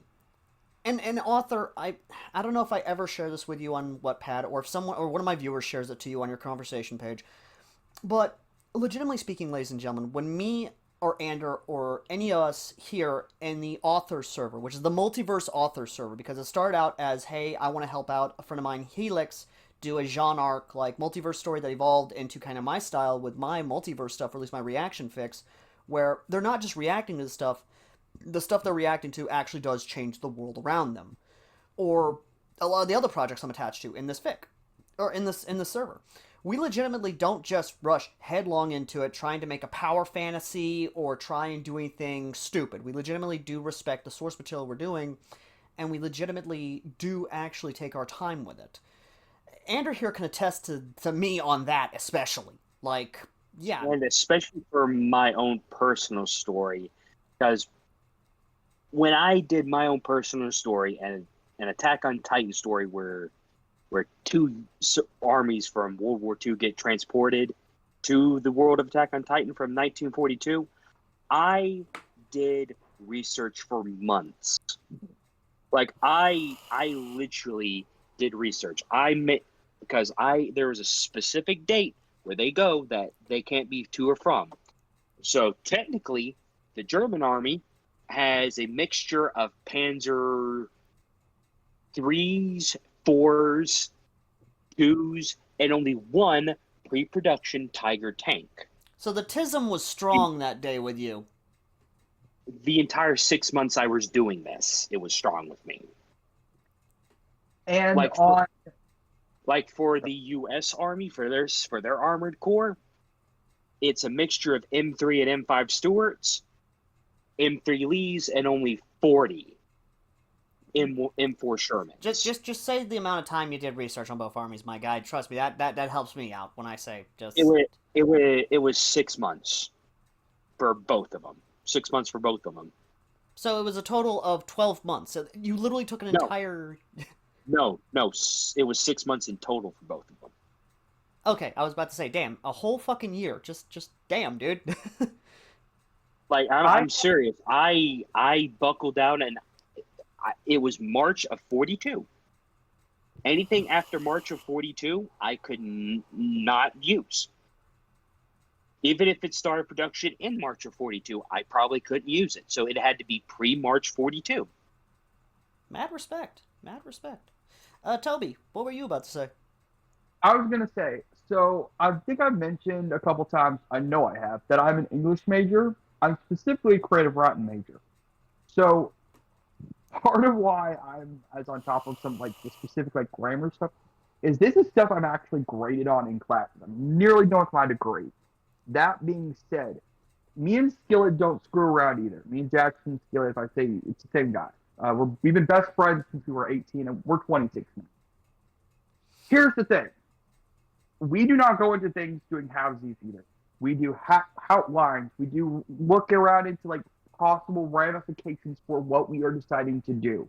Currently, a thing we are planning on is a, frankly, spite-fueled thing of just us fixing some problems with Has-Been Hotel and that whole Vivziverse by just bringing in stuff that seems to be forgotten on the sidelines or has been like mentioned and then thrown out the gate, because that's just, you can fix a lot of problems with slight tweaks. But that's one thing, and we have like literally 10 pages that I personally have written of notes on this. A lot of my fics have dedicated notes, like even my solo stuff, dedicated notes documents that are like 5+ pages long of just keeping track of all the alterations to the characters, keeping track of the timeline, things like that, base premise, making sure we're all on the same, everything's on the same page. Just that is before you get into that we also do original work. So that is entire like multiple nested folders of up to half a gigabyte of files for some of these things we're doing. So just to put a pause on you there for a second, Toby. Just so everyone watching, listening knows, quick disclaimer. Toby and his views on the Has-Been Hotel and Vivzi's Pop stuff, that is his views alone. I personally enjoy the stuff just on entertainment value. Don't get me wrong. Me and Jackson love it.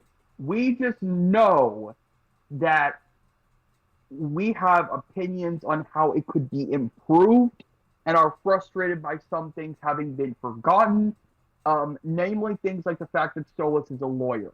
It's little things that are irking us that could have been remembered and just kind of seem to have gotten forgotten, and just a couple little one-off moments that could have been twisted to make it that much cooler, but were shafted in favor of what's currently present. It's more like our own like nitpicky things.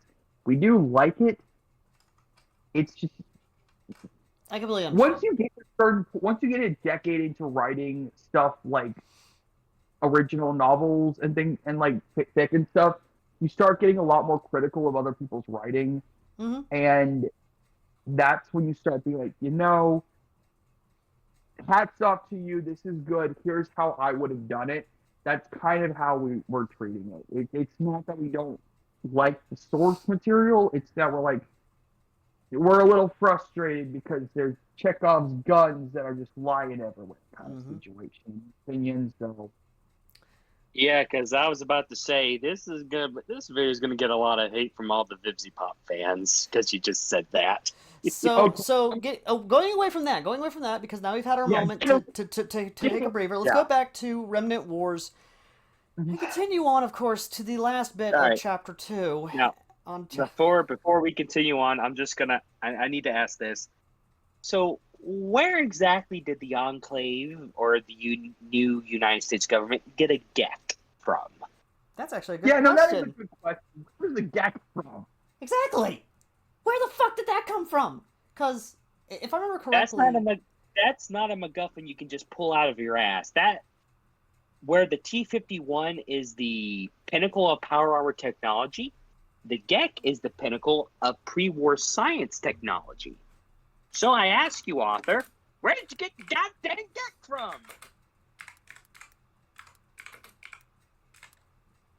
Because you got to understand, a GEC is not like random lying around everywhere like the nuclear reactors used to power a car in the Fallout universe. A GEC is a straight-up terraformer in a briefcase. Like I said, it's not a briefcase you can just pull out of your butt. There might be one or two in certain vaults at certain areas that are not meant to be the stupid testing vault. Stupid is an understatement. Of course, then again, that goes to ask why 87 was equipped with a GEC. Exactly. That does bring up that question. And that's a rabbit hole we are not ready to go down yet in this video, ladies and gentlemen. No. But the fact remains, core issues arise when you start to ask basic questions. Where is the GEC from and why do they have a GEC? Why is it they know that the dust is a power source of any kind at the gate?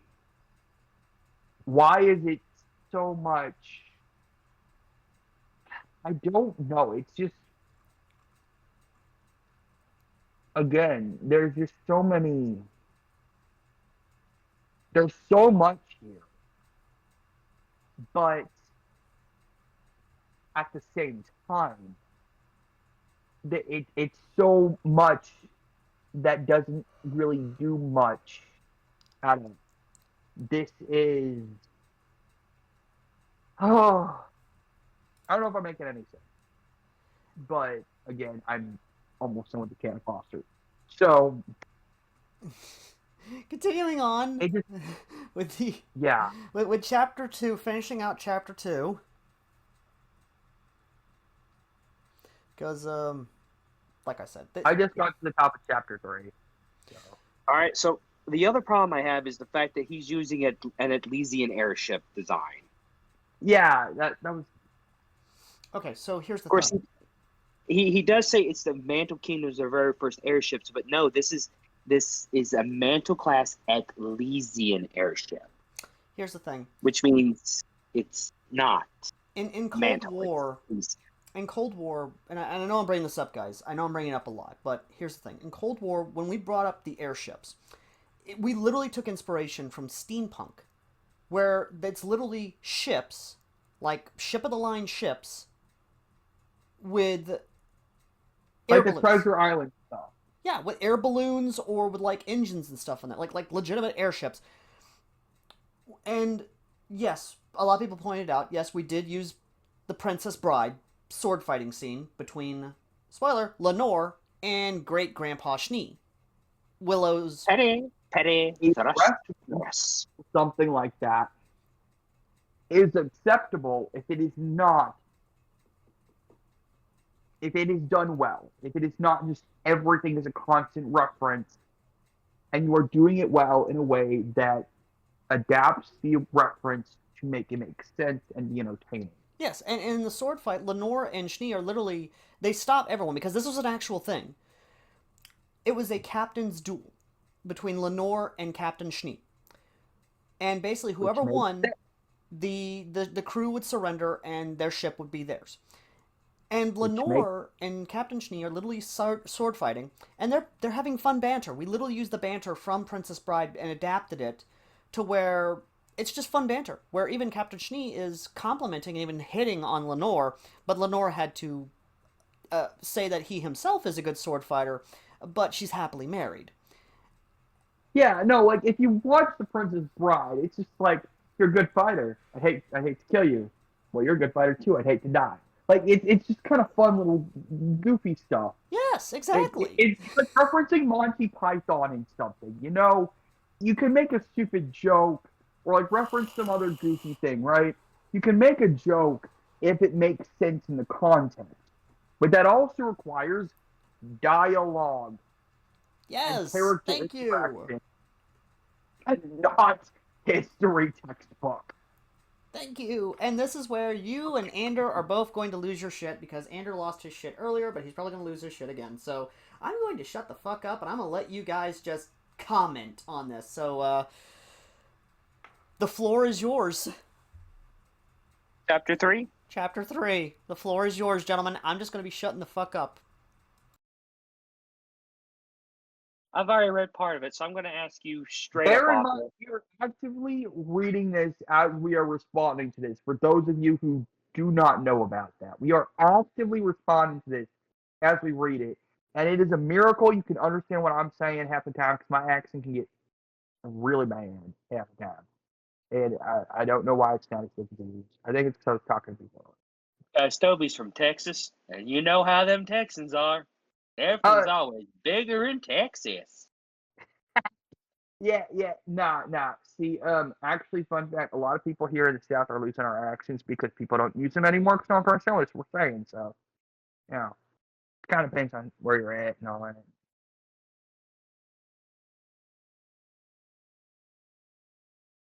Okay, I'm seeing relentless grammatical issues that would get me an F, or heavy go redo it from my professors. There's stuff if you know what I'm talking about. All right, now the first thing I'll do, and first thing I'll say is this: author, I will commend you for using our actual year, our actual years. So I will commend you for doing that. I understand why you're doing it. It's easier to do. That way you don't have to do what Star Wars does with the BBY and all that jazz. A friend of mine did say that because of this, the reason why our year is like this, because, AD, BC, or BCE, or CE, if you use that. So that's just a critique, because we go off the Gregorian calendar. So that's just a critique. I understand. I'm fine with it, in all honesty. No, it I'm makes fine with it. sense because you're currently dealing with two different worlds, different time schemes. Keeping one at the same time that is consistent that you use throughout the entire fic, that is more easy to comprehend, is going to make it easier. That is an upside. Using the incorrect tense for uh, people joke that when I can be a little bit of a grammar Nazi, some people say it, but I'm sorry. Um, you do not say screams and using present tense when it is something that occurs because of something else. So as tanks roll over the trenches, one of the tanks went down the trench, running over an Australian soldier as he screams in great fear and pain. Could be much better stated as the tanks rolled over the trenches, one of them went down the trench and ran over an Australian soldier who screamed in great fear and pain. Very minimal change, much better sentence.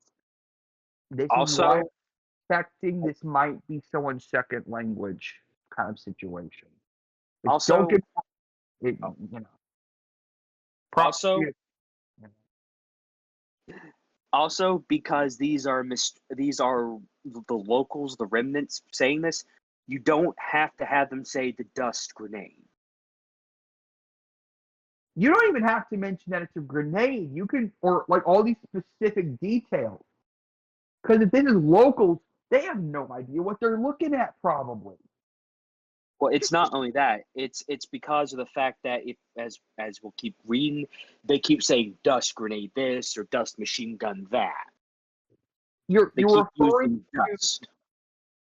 it's referring to the modifications that only the U.S. soldiers would be aware of if Except they these are are specifically in the specific freaking. Honestly, I've known some people who are in the military at one point or another who didn't actually know the exact components of their own rounds because they were just given standard issue ammunition, and it wasn't their job to know what was specifically in the rounds. So, I mean, granted, usually it wasn't the case for long. Usually they became like a gun nerd or something, but like total newbies might not know what's in those specific rounds, especially with some weird new form of gunpowder, basically. So, except these dust has always been used as an accelerant in Remnant for yeah, gunpowder. So which, technically, they don't need the locals, the remnants don't need to always say it's a dust grenade. It's just a grenade. yeah, That's like what I'm it's saying. getting into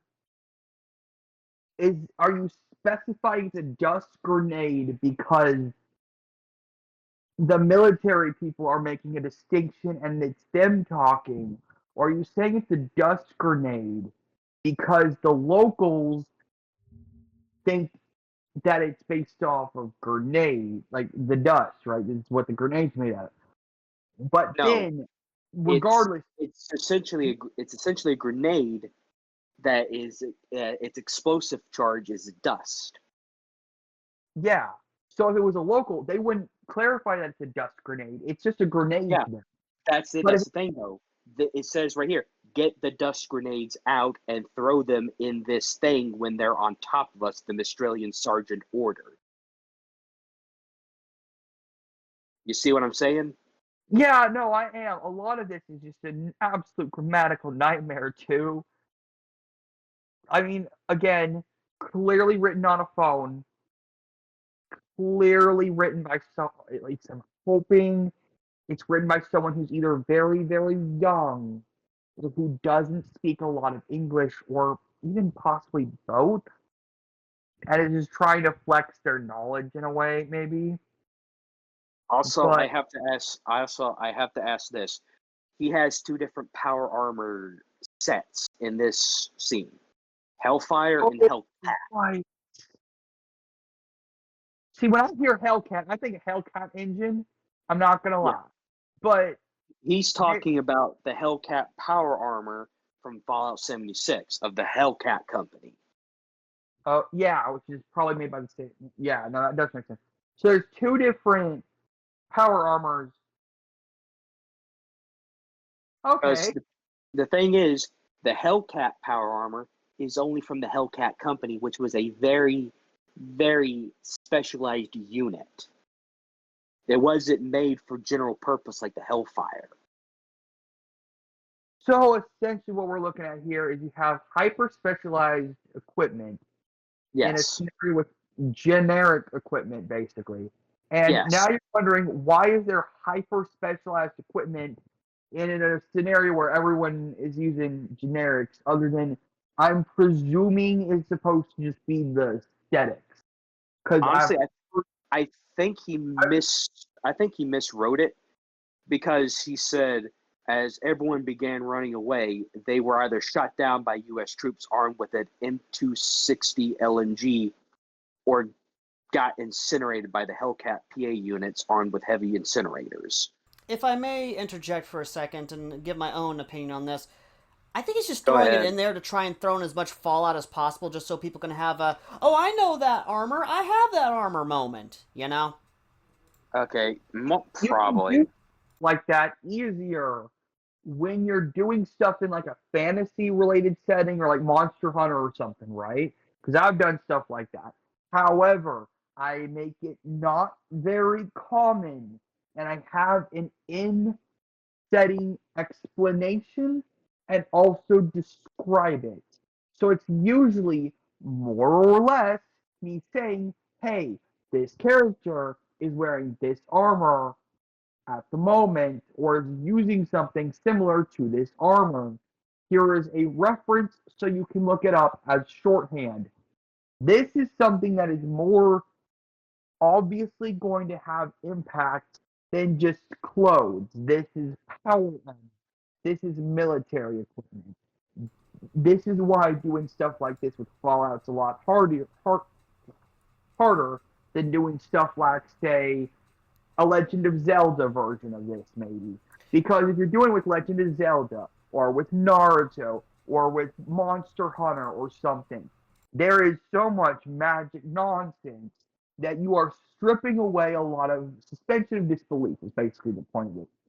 Not only that, but You also put- bring up the fact of when it comes to Fallout, the power armor is such a big element in the Fallout world. Andrew here can attest to this.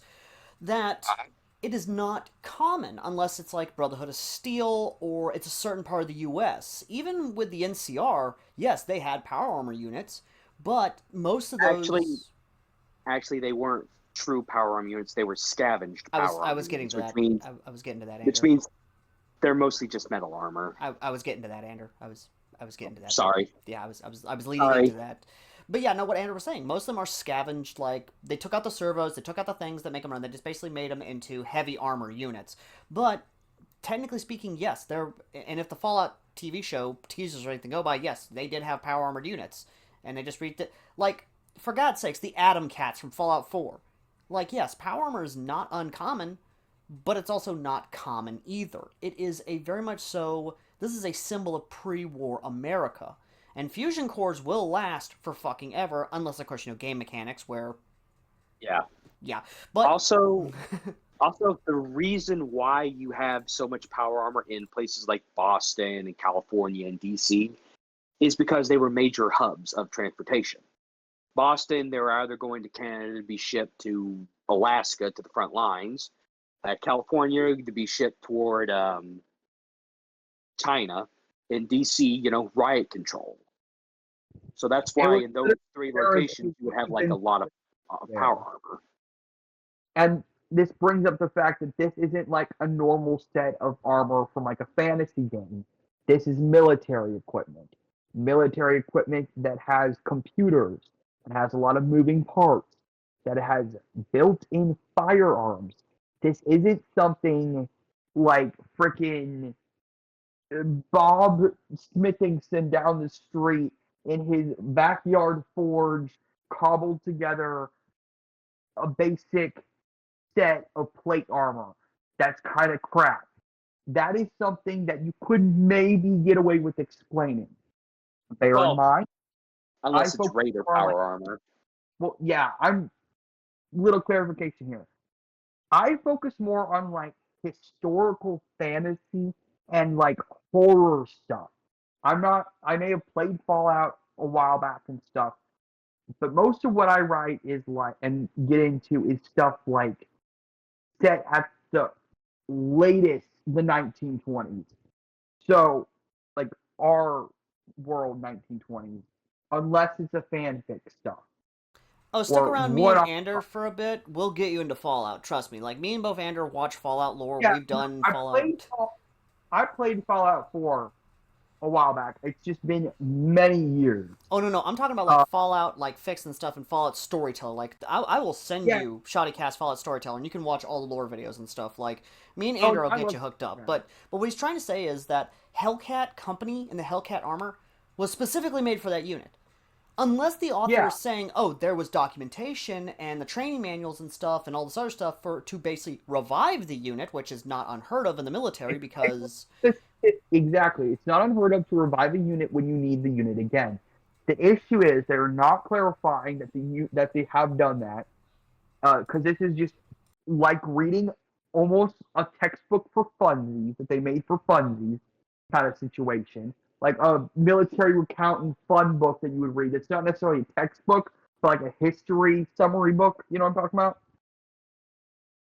kind of like you go to the bookstore and you got like those like World War II books Yeah, I know that what are you're going. talking about. I remember the Scholastic stuff and the Eyewitness stuff. Well, what am I saying? I'm showing my Yeah, age now. Jesus Christ. it reads a little like that in a way, I guess. But the problem here also becomes there's no clarification that they revived the unit. There's no clarification they found the old manuals and stuff. And this is not even just military equipment or specialized military equipment. This is such hyper specialized military equipment. Only one unit was using it.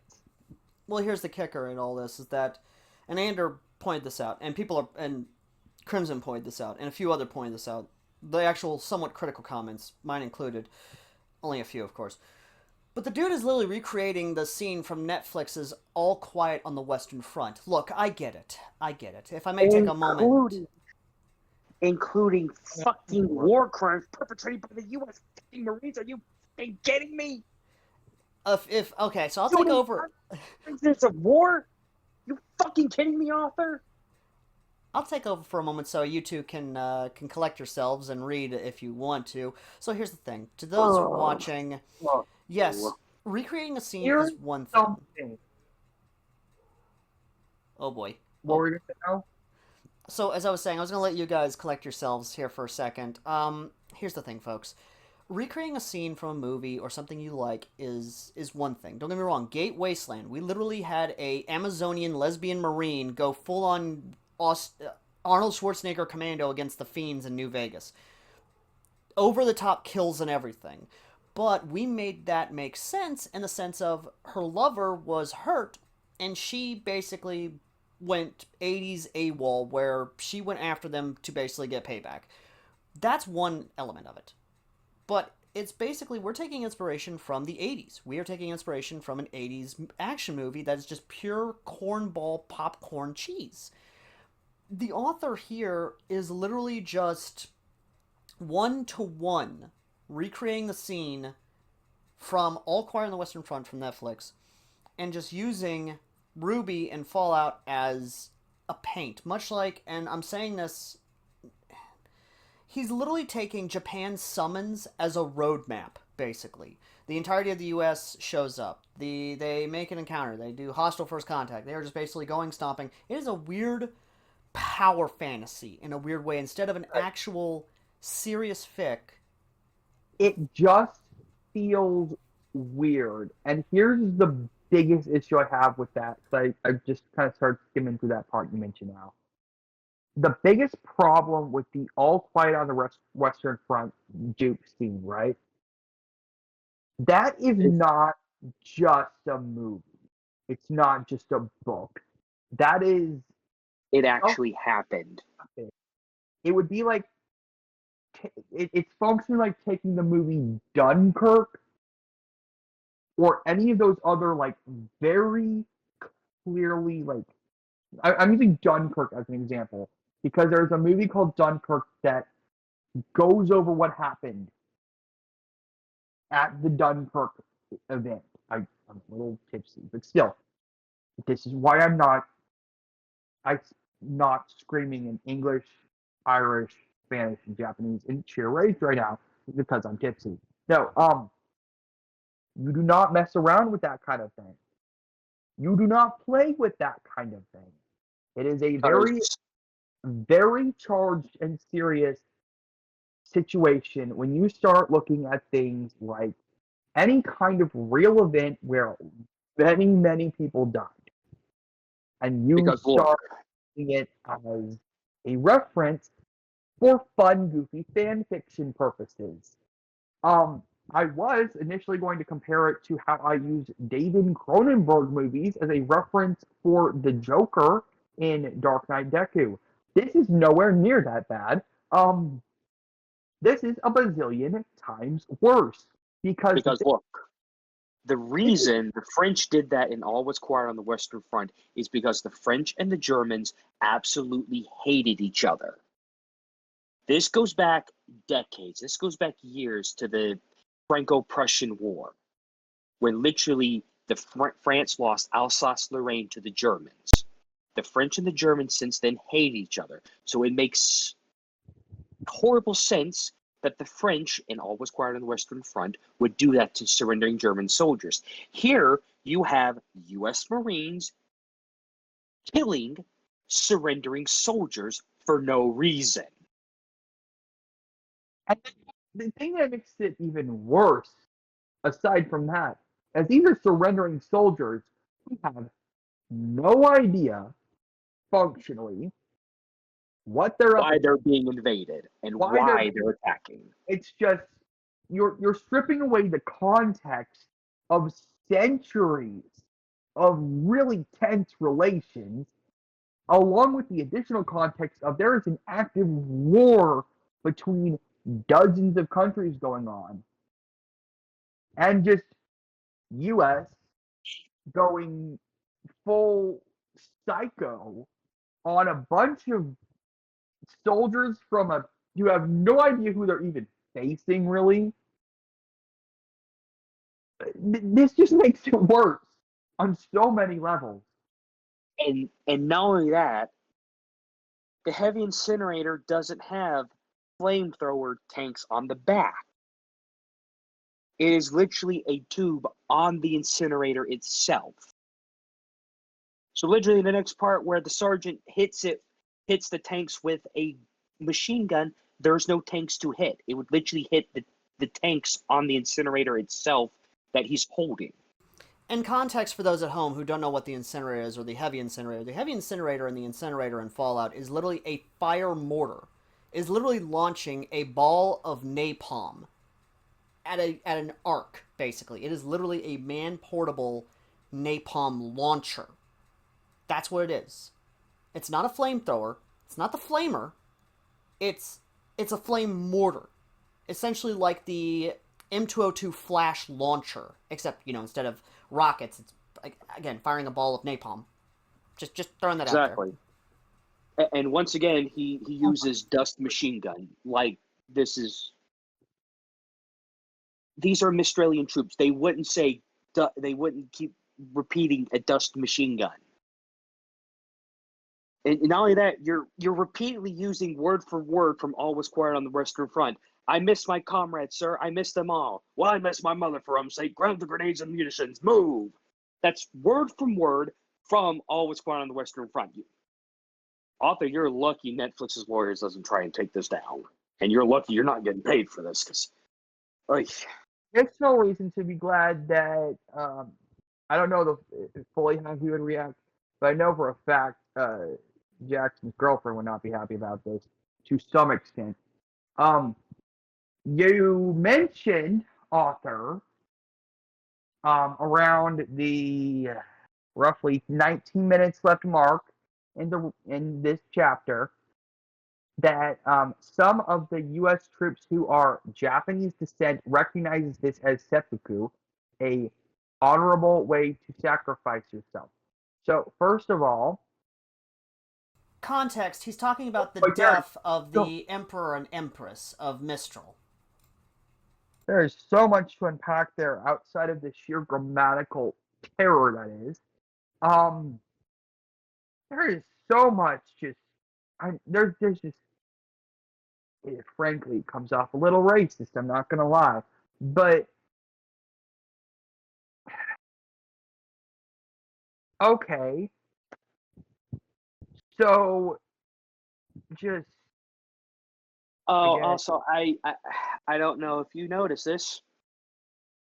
He also took from the movie Downfall. See, you can reference movies and you can pull from movies a lot. All right.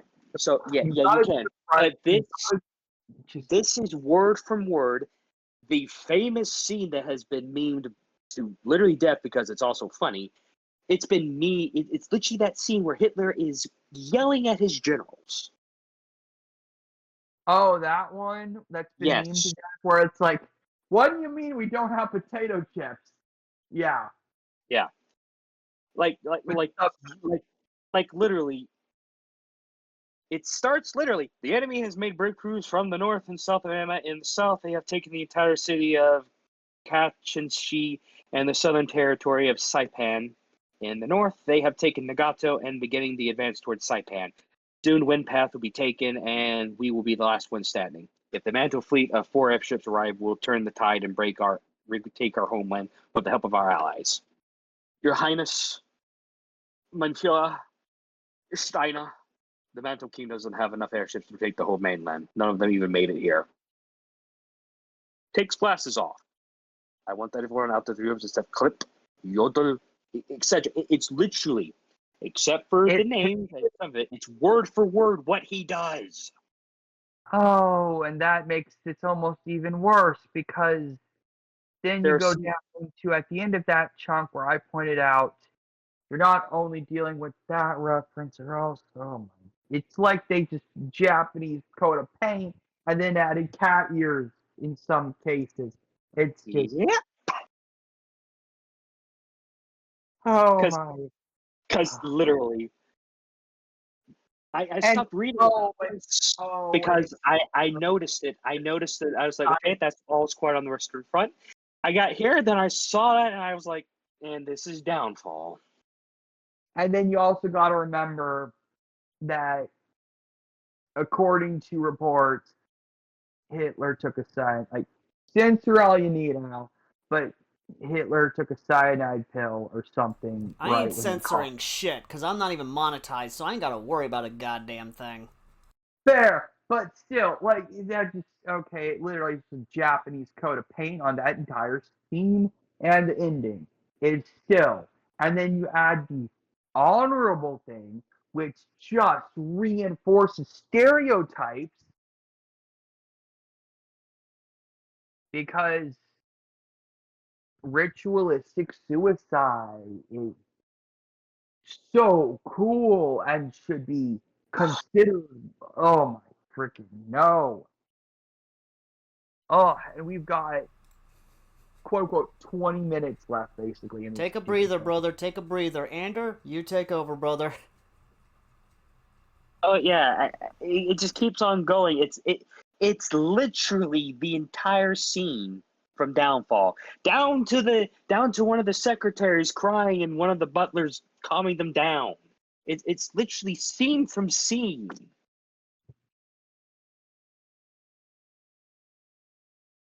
It's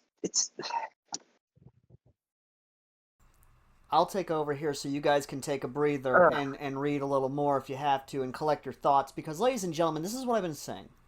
Remnant Wars could have been something. It could have been a good fic. I have said this many a time in all my reviews.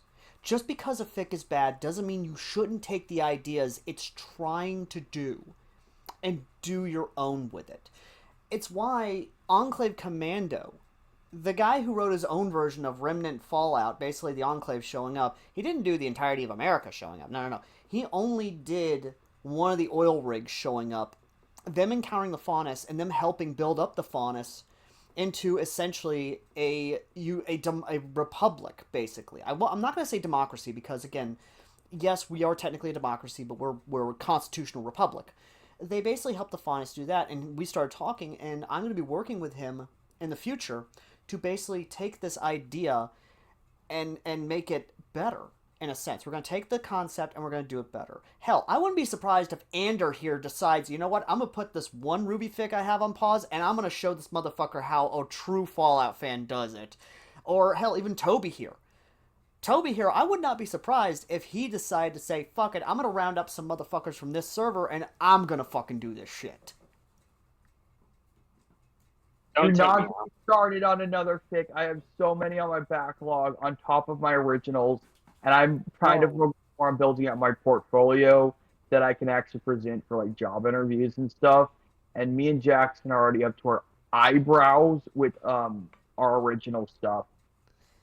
Specifically the series we're trying to get off the ground. So please don't get me on that rabbit hole again. But yeah, no, seriously.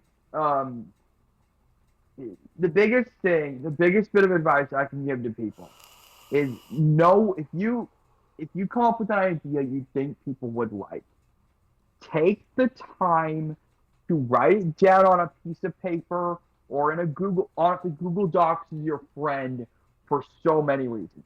Write it down somewhere and start building out the idea. And before you start actually writing it, consider consequences, because that's going to take what could have been just a generic story and start bringing in the interesting stuff. Bringing up the Dark Knight Deku thing. Okay, so what would the consequences be if Deku didn't actually get the quirk he got from All Might? How would he still be a hero? Well, we like DC. Someone's gonna have to be Batman. Let's bring in Deku. Okay, so what would the ramifications of that be? How many other characters can we bring in and to have this work out? We consider little things like that. How would we explain how Deku is able to carry around XYZ things? How are we going to explain how Deku is still going to get into this situation? Dust rifles and dust SMGs. Yeah, it's just So consequence. Please stop saying dust rifles and dust SMGs.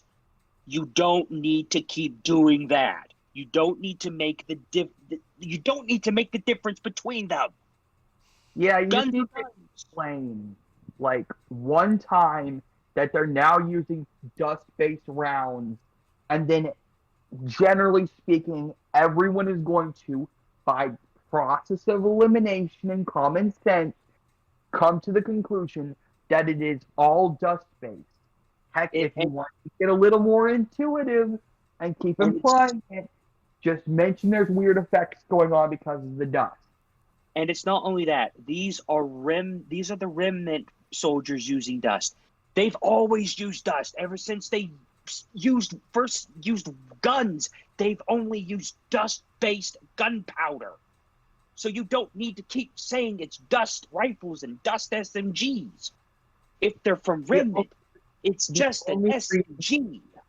Mm-hmm. The only reason you would be doing that is because the person... If a U.S. soldier picked it up. Yeah, Mm-hmm. if it's like someone who knows the difference, Mm-hmm. is the only reason why. Again, And not only that, but like you overloaded the vertibirds. 3 vertibirds cannot hold altogether 32 Marines and 8 power armor units. There's not enough room on just 3 vertibirds. Now, if it was the transport vertibirds, if he made the distinction of the transport ones, the ones that look like Chinooks, No, basically. He just says 3 vertibirds. No, I know what you're talking about. I'm saying if he made that distinction, and he was talking about the transport vertibirds, then yeah, no, that's understandable. But just plain basic bitch vertibirds we see in Fallout's 3, New Vegas, and 4, and by extension Fallout 2, then yeah, no, they're not going to hold that many troops. These things are basically like Hueys. He just says 2 of the vertibirds and 4 vertibird gunships. That's all the distinction he's making. You also He doesn't say a vertibird transport. He just says vertibirds and vertibird gunships. Mm-hmm. There's also the fact that I keep trying to say this: weight capacity. Those power armor units are light. So if you have 4 power armor units on one vertibird, say, just for whatever purposes, right? Mm-hmm. The combined weight of those power armor units is probably close to or more than an entire truck. Here's the kicker. Also, a major wouldn't be in the command of a platoon. No. A captain, maybe. Mm-hmm. Maybe. Mm-hmm. But mostly, that is second lieutenant territory, being the commander of a platoon. Mm-hmm. Yeah, or first lieutenant. I'm not entirely sure. I would highly recommend for anyone looking to get into writing anything heavily military-based like this, where you need to know those rankings, to just look up, just frankly, a Wikipedia article, or even something, YouTube, or a freaking chart of the command structure of whatever specific division you are trying to focus on, and not do the entirety of the military, focus on one specific division Now, because it is so complicated. Now, bringing up Operation Anchorage, because Operation Anchorage is the best example we have of pre-war American military. Pre-war American vertibirds, when we see an Operation Anchorage, when they do deploy a unit, or even just a squad, or even a fire team to the front lines, one vertibird deploys out 4 power-armored soldiers. That is them wandering around with miniguns. If it's not power-armored soldiers, it's usually 2 power armor and 3 regular guys. At most 4, because that 4th guy probably has a rocket launcher or a sniper rifle. That's about as much as a vertibird from Fallout is going to do, and that's the actual crew capacity they can do in Of lore. course. You also have to remember this is also game limitations. Yeah, that's true, but it does give us at least a baseline of, hey, this is how many we can do. Even Fallout 4, as much as people want to criticize that game, they at least showed, hey, this is what the variant of the vertibird can do and the carry capacity it can handle. And at most, we saw them carrying, even in the Fallout TV show. Again, as much as people want to criticize that thing, I understand, I get it. At most, we saw a maximum of 4 power armor units per vertibird. So, that's as much carry capacity one can have. And even then, it's like, hey, we have one vertibird loaded with 2 power armor guys and 4 regular motherfuckers. Or one that has 2 power armor and 2 regular. It's like, they're evenly distributing out how many guys are in a vertibird.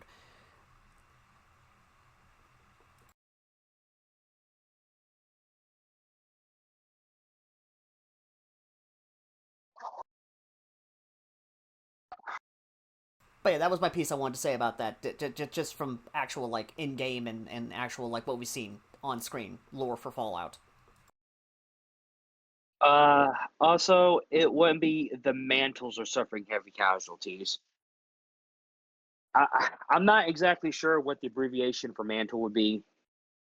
At most, they would probably say the Op 4 have suffered heavy casualties. As for our losses, 4 wounded, yeah.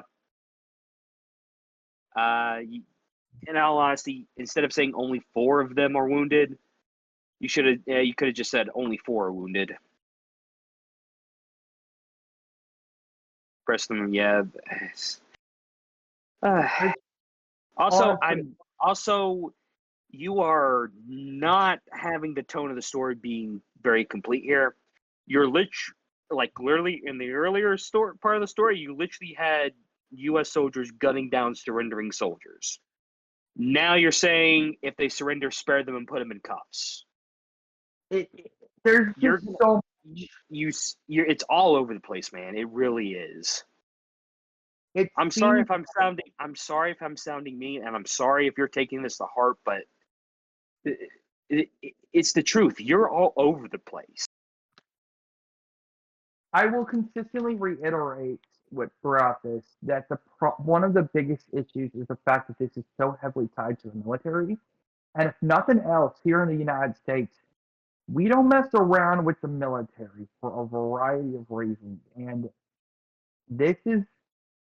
You could do a Fallout fic like this where you weren't so heavy-handed with the military, just by virtue of how Fallout itself as a franchise works. But you chose to make it military, and that's where it gets very complicated. Yeah, you could have gotten away with it if you could have kept it to the Fallout 4 factions of just, the Minutemen and the Brotherhood of Steel. But no, you chose to make it the Enclave, who literally then became the new U.S. government.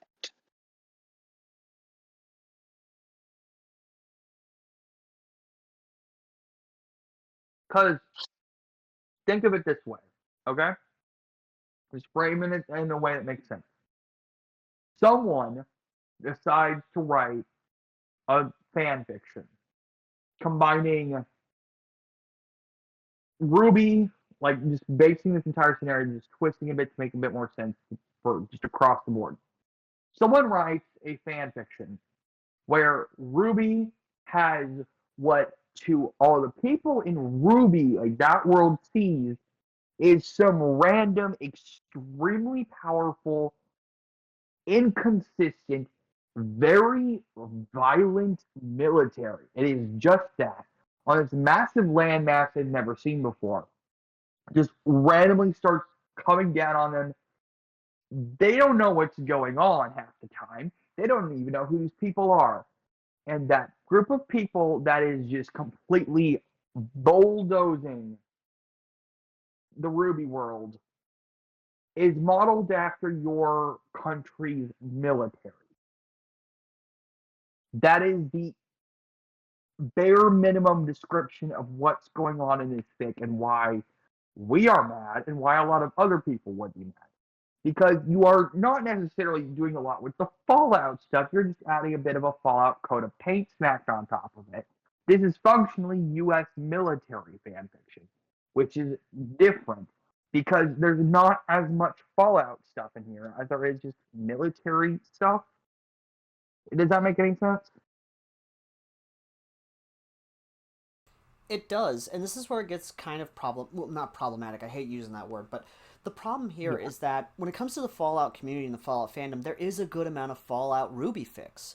Many of them are sadly dead. Others are interesting concepts, like Team Ruby and a few others from Remnant get freaking sucked into the Fallout world and they have to navigate through it. Or like with My Hero Academia. My Hero Academia has one by Sangheili on AO3, who literally has, during the USJ incident, Class 1A and some of Class 1B get sucked into New Vegas, and they're going through the New Vegas plot, and they're reacting to it. They're trying to figure out how to handle it. Minus Deku, of course. Deku, I don't know, he hasn't shown up yet, but what I'm trying to say is that, yes, you could do this kind of concept and scenario right. You could make it like Japan Summons, except instead of... I can't believe I'm doing this again. I know it seems like it's self-promoting, it's self-plug, but when we did Cold War, we took our time and we basically had the world react to essentially a landmass the size of, say, Manhattan or Rhode Island, one of these smaller states of the U.S., coming to Remnant because of a weird fuck-up with magic, because, of course, Adrian decided to try and impress some girls by messing around with the orb that transports the castle and basically drops them in the Remnant. And they do basically present themselves with a 7-day war, and they help establish not only their kingdom, but also the kingdom of Zepang, a full Faunus kingdom that took up half of Mistral. And then, of course, there was the Faunus War of Independence, which was basically us. Yes, we took that one mission from World at War, but we adapted it to a character's origin story, basically. Sienna Khan's story. We literally took our time with this. And yes, we did probably adapt one element of, like, one mission from Call of Duty, but we did so in the context of this is going to help evolve a character. It is... There are good and bad ways. I will not say that Cold War is perfect. It's not. We'll admit that, yeah, we have some hiccups here and there, but we try our damnedest to put something together and actually try and make it make sense within the context of what is being used. Castlevania has a lot of lore and a lot of cool stuff. But Fallout? Andrew can tell you, you don't fuck around with Fallout fans. You do not jerk around Fallout fans. Fallout the Frontier is a good example of what happens when you try to basically make Call of Duty out of Fallout. And that's just with the Frontier NCR. It's not something I would recommend as someone's primary initial fandom. It is not something I would recommend as a starting fandom for writing fan fiction because of the lore. If you were trying to write Dragon Age fan fiction early on, I would also not recommend that. I'm more of a die-hard Dragon Age fan. I've been watching One Piece since I was 12. I know a thing or two about complicated lore. And Dragon Age is one of them. I'm going to start something a bit here. I'm okay? So, I know a thing or two about overly complicated lore and stuff, okay? Mm-hmm. If you know anything about the Homestuck timeline, you know that alone can give you an aneurysm trying to make sense of it. Metal Gear Solid being another one. Yeah, no, these are Doctor things Who being another one as well.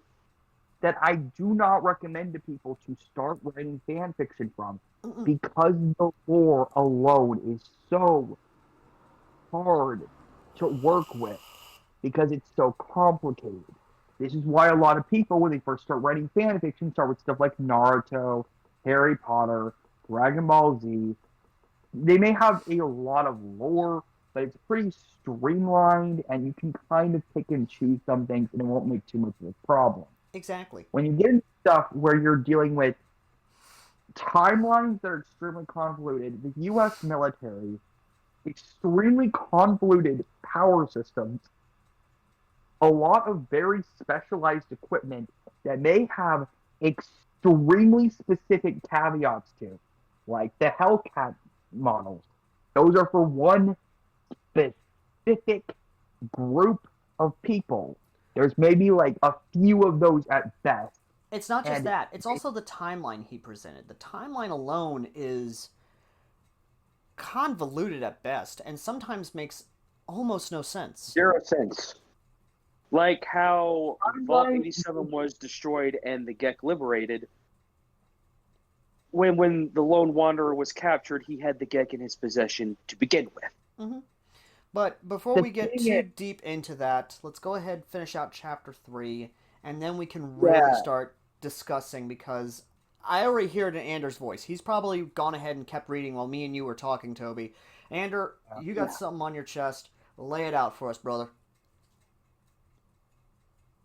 What the actual fuck are you thinking? Having Nate say to Nick, if he doesn't surrender, he's going to execute the fucking bridge crew. Knew it was that part that's going to trigger you.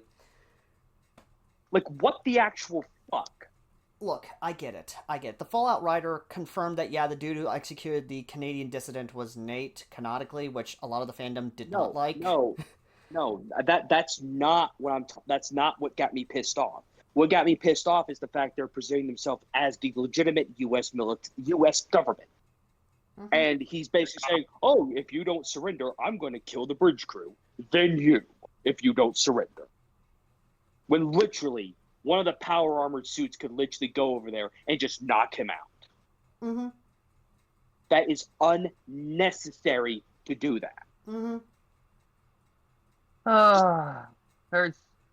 I'm trying not. I nearly gave myself lockjaw because I was clamping down on my jaw so hard. Mm-hmm. You have to understand, when you say stuff like that in a fic like this, you're basically claiming that that's what the entire military is like in this Especially scenario. when you have Nate be a fucking major. Which I know, America Rising 2, you become a major, but still, Nate's a major now. Which means he is a high ranking. He's below a lieutenant colonel. He is in the upper echelons. Mm-hmm. He is 2 ranks below a general. Mm-hmm. This is how you automatically get a large number of people to not like you, to put it mildly. If that were to actually happen in real life, that major would be in jail at best. Yeah. If it was discovered by civilians and some generals that actually have a moral compass. Ideally. Functionally, Ideally, that yes. martial though. That would get you court-martialed. Minimum.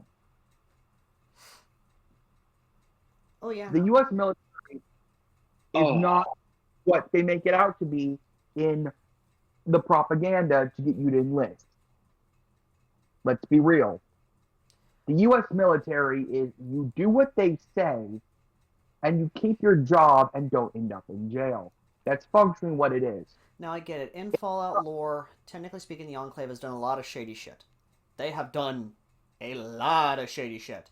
But you're claiming that this is the rebuilt U.S. military. This is the rebuilt U.S. government. This is basically rebuilt. So they would try, in your logic, mind you, author, to stick to the old world Geneva Convention. We even see this in Fallout New Vegas with the NCR when they have a legionnaire in their custody, and instead of saying, oh, we're going to beat the ever-living shit out of him, no, they flat out say, due to the rules of war, you have certain protections as a prisoner of war.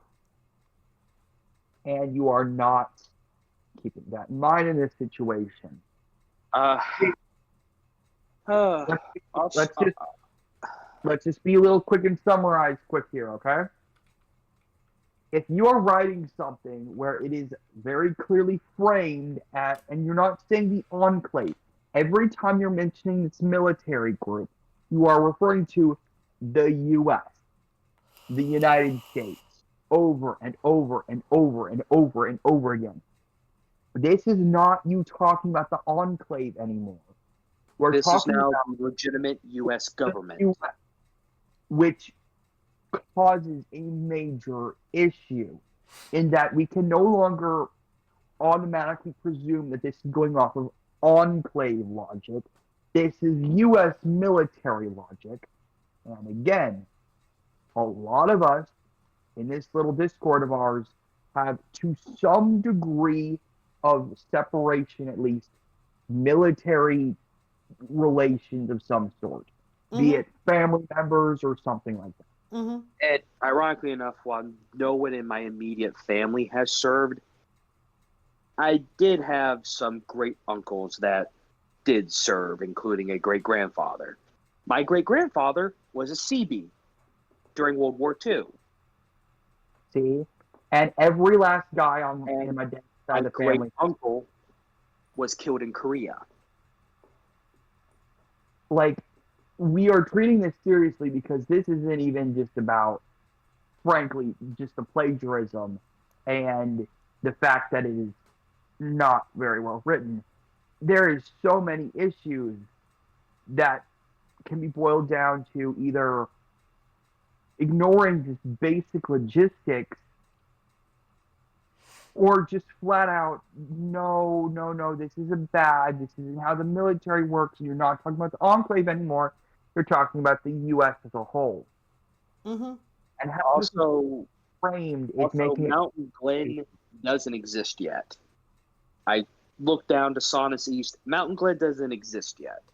Mm-hmm. Mountain Glen was literally like 20 years prior to Ruby's, when Ruby, to the Ruby timeline, or at least a few years before the start of Ruby canon. Mm-hmm. Technically, Mountain Glen shouldn't exist yet, but I don't know if he means that's existing already, or if that's just if that literally is where Mountain Glen will be at in the future. But Mountain Glen is close to Vale. Mm-hmm. So exactly. technically, Yeah. having it so far away from Vale is not right. It actually should be a little bit more closer. And it should also be noted, based on the tail end, like the little tail end summary of this. First of all, you're saying the U.S. arrived and ended a 15-year-long war in 7 days. That means all of this brutality mentioned being dished out by the U.S. When it essentially have the entirety of the Four Kingdoms, except for probably Vakuo, hating the U.S.'s guts. in 7 days. Yeah. So you're saying that in 7 days, they, based on how this is framed, they arrived in Remnant, freed slaves, figured out how to make ammunition using dust, made enough to supply their entire army, and took out a large number of other, groups in 7 days, enough to stop a war that had been going on for 15 years. Well, to be fair, I don't think he meant that they made enough dust ammunition to supply their whole army. I think mainly it was like specialized ammunition, like Al said, like Dragon's Breath, electric shock, stuff like that. They still use traditional gunpowder weapons. Mm-hmm. Which is fair, true. The fact remains, though, they even figured out how to do dust ammunition at all and had enough properly produced to work function probably in the next hour. Logistically, time frame wise, this would not work. Bringing up Cold War again, in the beginning of in the story itself, before we even got to the 7-Day War chapter, Castlevania, or in this case, Stoker, yes, that was a nice little thing that the author did for the naming of the kingdom, Stoker, prepared 2 years. They had 2 years to prepare to end a war against the kingdoms in 7 days. They planned, and these are vampires, mind you. These guys are the epitome of patience and strategy. They took 7 years, not only hitting slave trading hubs, not only gathering an army of faunists to fight by their side, 2 years to prepare weapons, gunpowder, fucking ships, everything, to end a conflict that they start against the kingdoms of Mantle and Mistral 2 days, because Vacchio and Vale does not get involved. They don't get involved at all. It's just Mantle and Mistral. Vale gets involved on the last day of the war, and it ends with a fight between Dracula and Ozma in Vacchio, because Mantle thinks, oh, we're going to go invade Vacchio because, hey, that's going to give us a means to try and hit Stoker, because Stoker is nautically close to Vacchio. But again, we literally set it up with a time frame. We give a clear time frame in Cold War of how long they've been preparing, how long they've stayed hidden, and how long they have been just biding their time to end a conflict they're going to start in 7 days. Also, you have to remember, Ozma was king of Vale at this time. He has the artifacts. He has the Sword of Destruction. Mm-hmm. So that means technically if he really, and his back is against the wall, all he had to do was literally bring up the sword, and literally all of the U.S. forces, it wouldn't matter. They'd be literally destroyed. This is a But you don't do situation. that. This is a situation where you have a setting with extremely high, like strong high fantasy elements, even though it's been quote unquote hardened by the addition of like weaponry and dust and all that. Basically, it's a lot more fast and loose with the rules. And then you have the hardest, almost like hard as in like hard and faster rules. What hard fantasy, hard sci-fi, things like that. High fantasy, high. That's kind of what they mean. Mm-hmm. You have a setting, like Ruby, where it's kind of a weird, almost mix between fantasy and sci-fi that's kind of hard and fast. Like it plays with the rules. It lets them go. It doesn't do whatever.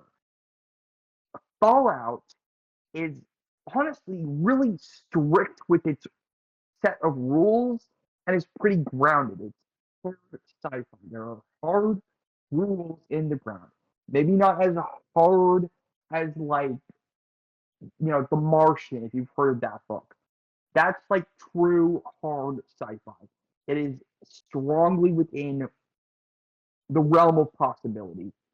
Fallout plays a little bit more with those rules, but it's still pretty strict in its realism.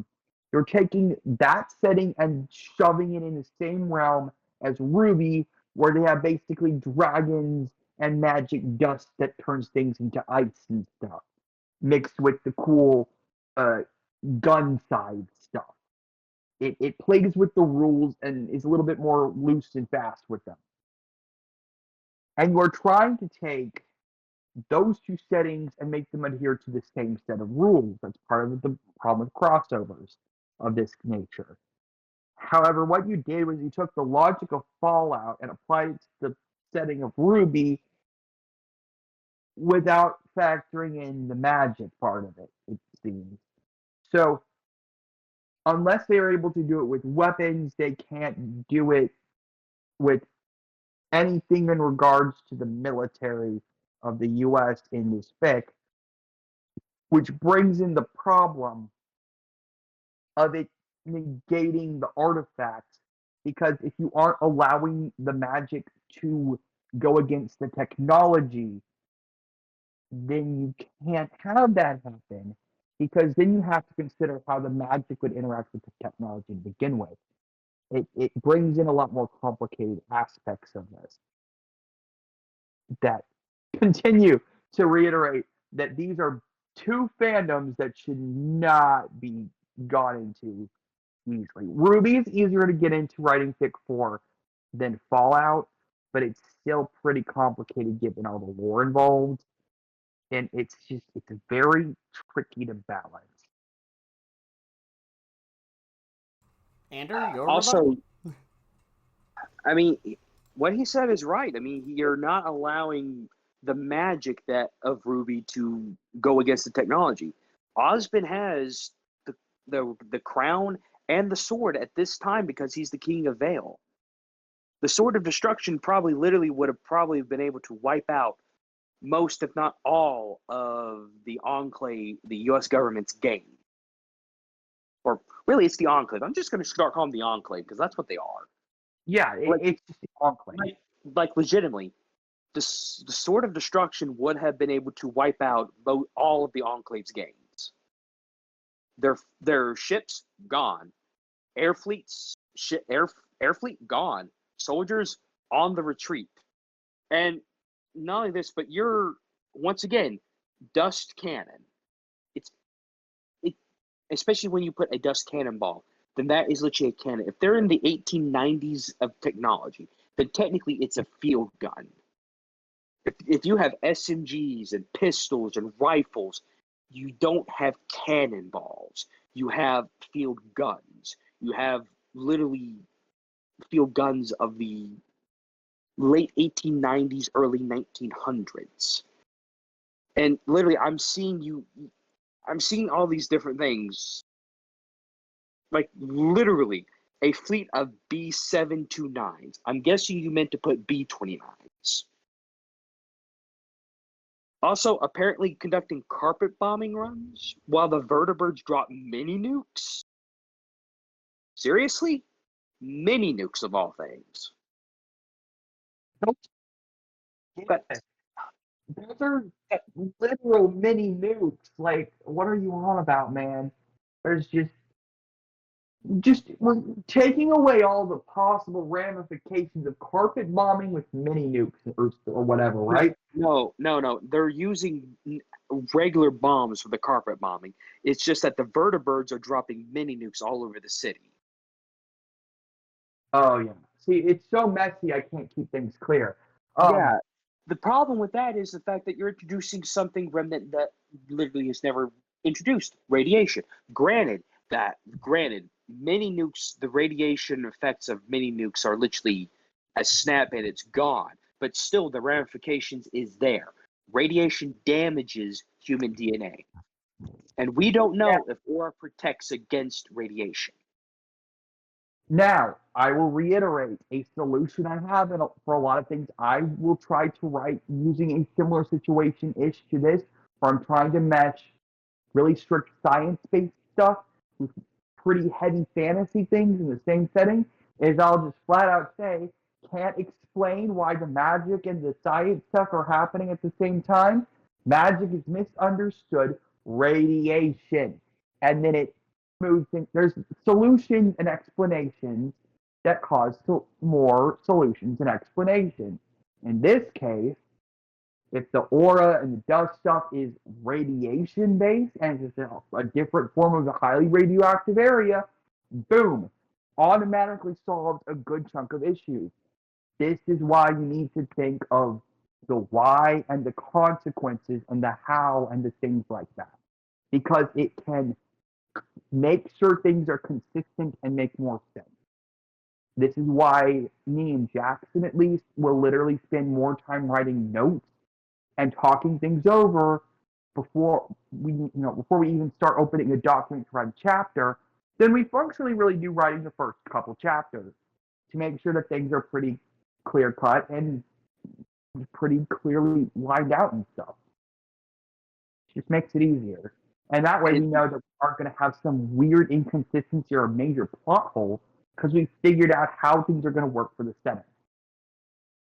And I'm gonna have to go back and reread all of the earlier chapters for all the armor, because some of these are making little to no sense.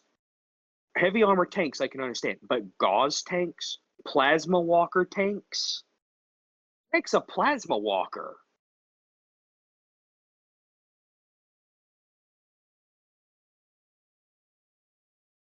I am going to say this right now, and it might give me some flack. I think part of the issue with Wattpad in the way people write things on Wattpad, personally, this is my personal opinion, is they do those like profile and like reference book chapter, like the one.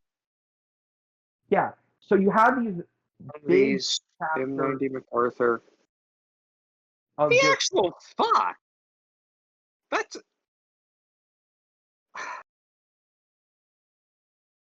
concept art. Yeah, these are concept art. like, so the reason why I find these things so interesting with the Wattpad stuff is you don't see this on AO3. You don't see this on you definitely don't see it on fanfic.net. Places like that. Because the platforms there don't really accommodate for it. So when it comes to Wattpad, and the reason why Wattpad fix themselves, I'm going on a little side tangent here a bit, have the reputation they do, is because if you look at the list of parts, quote unquote parts for this Wattpad thing. You have a disclaimer, 2 for the timeline, 2 for the arsenal, an infantry part, a special robotics unit part, a ground vehicle part, a U.S. Air Force and a U.S. Navy part, and a weapons of mass destruction part. Before insert your OCs here. So it's just of all these quote unquote parts, I think there's like 14 of them, right? Only 4 of them.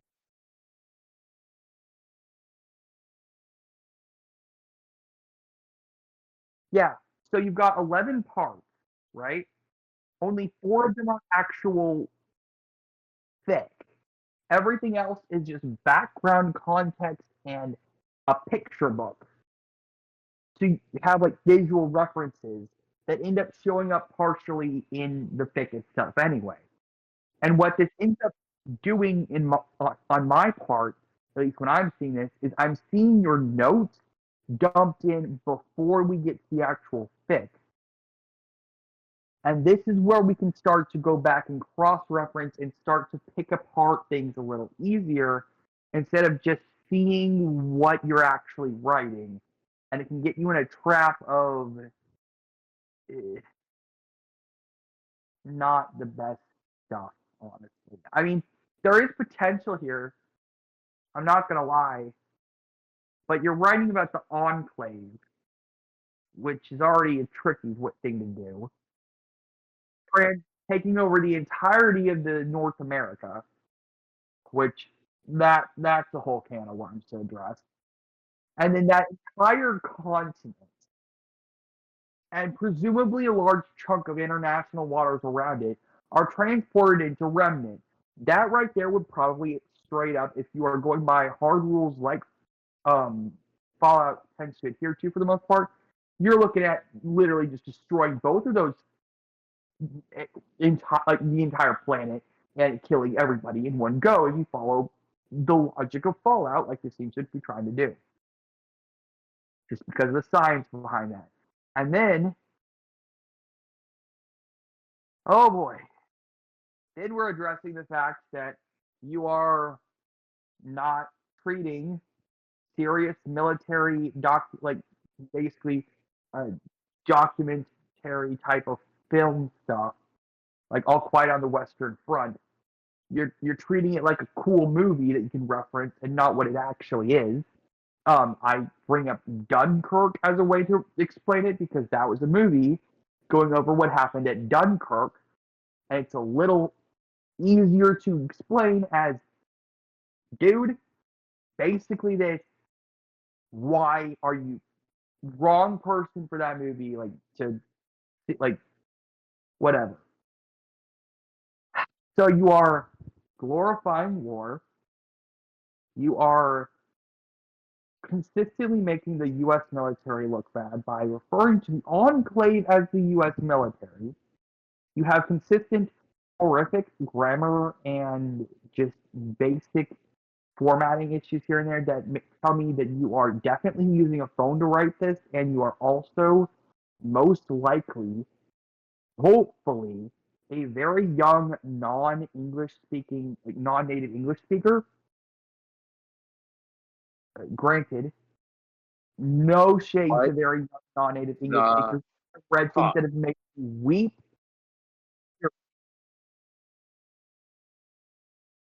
Got it. What the actual fuck?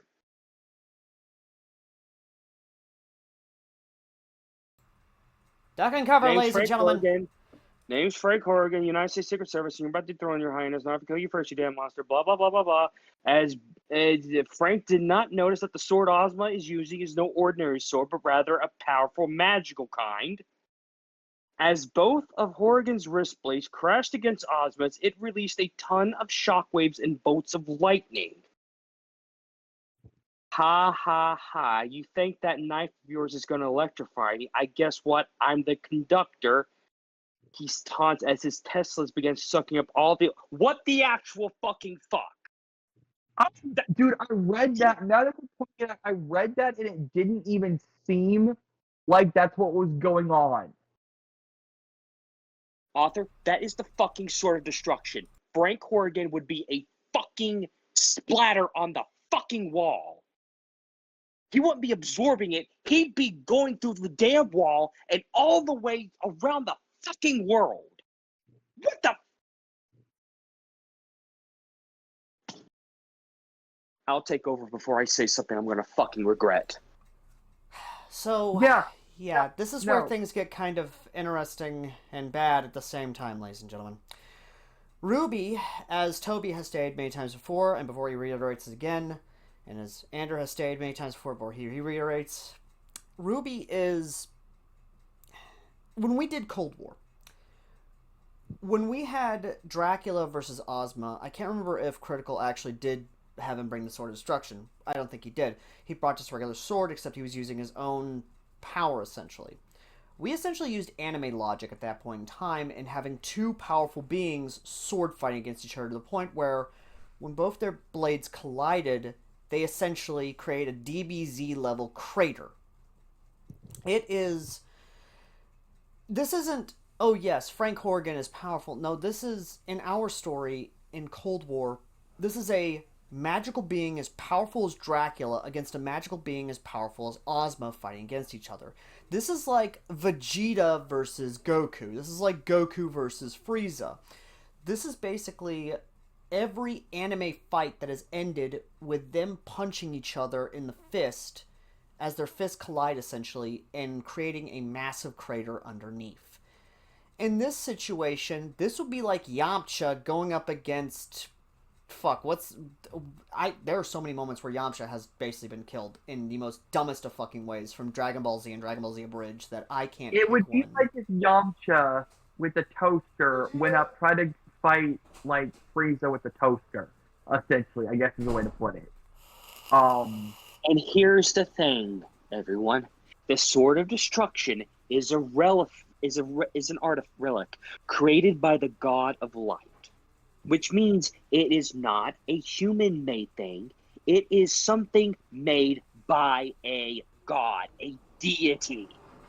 So I'm Yamcha... sorry, you fucked up massively. You essentially nerfed the Sword of Destruction into being a glorified arc. A glorified arc sword. You turned So no. Sword of Destruction into a taser. Yes, he turned the Sword of Destruction to a taser, when in reality, Frank Horrigan would have been through the wall and probably halfway across the cup.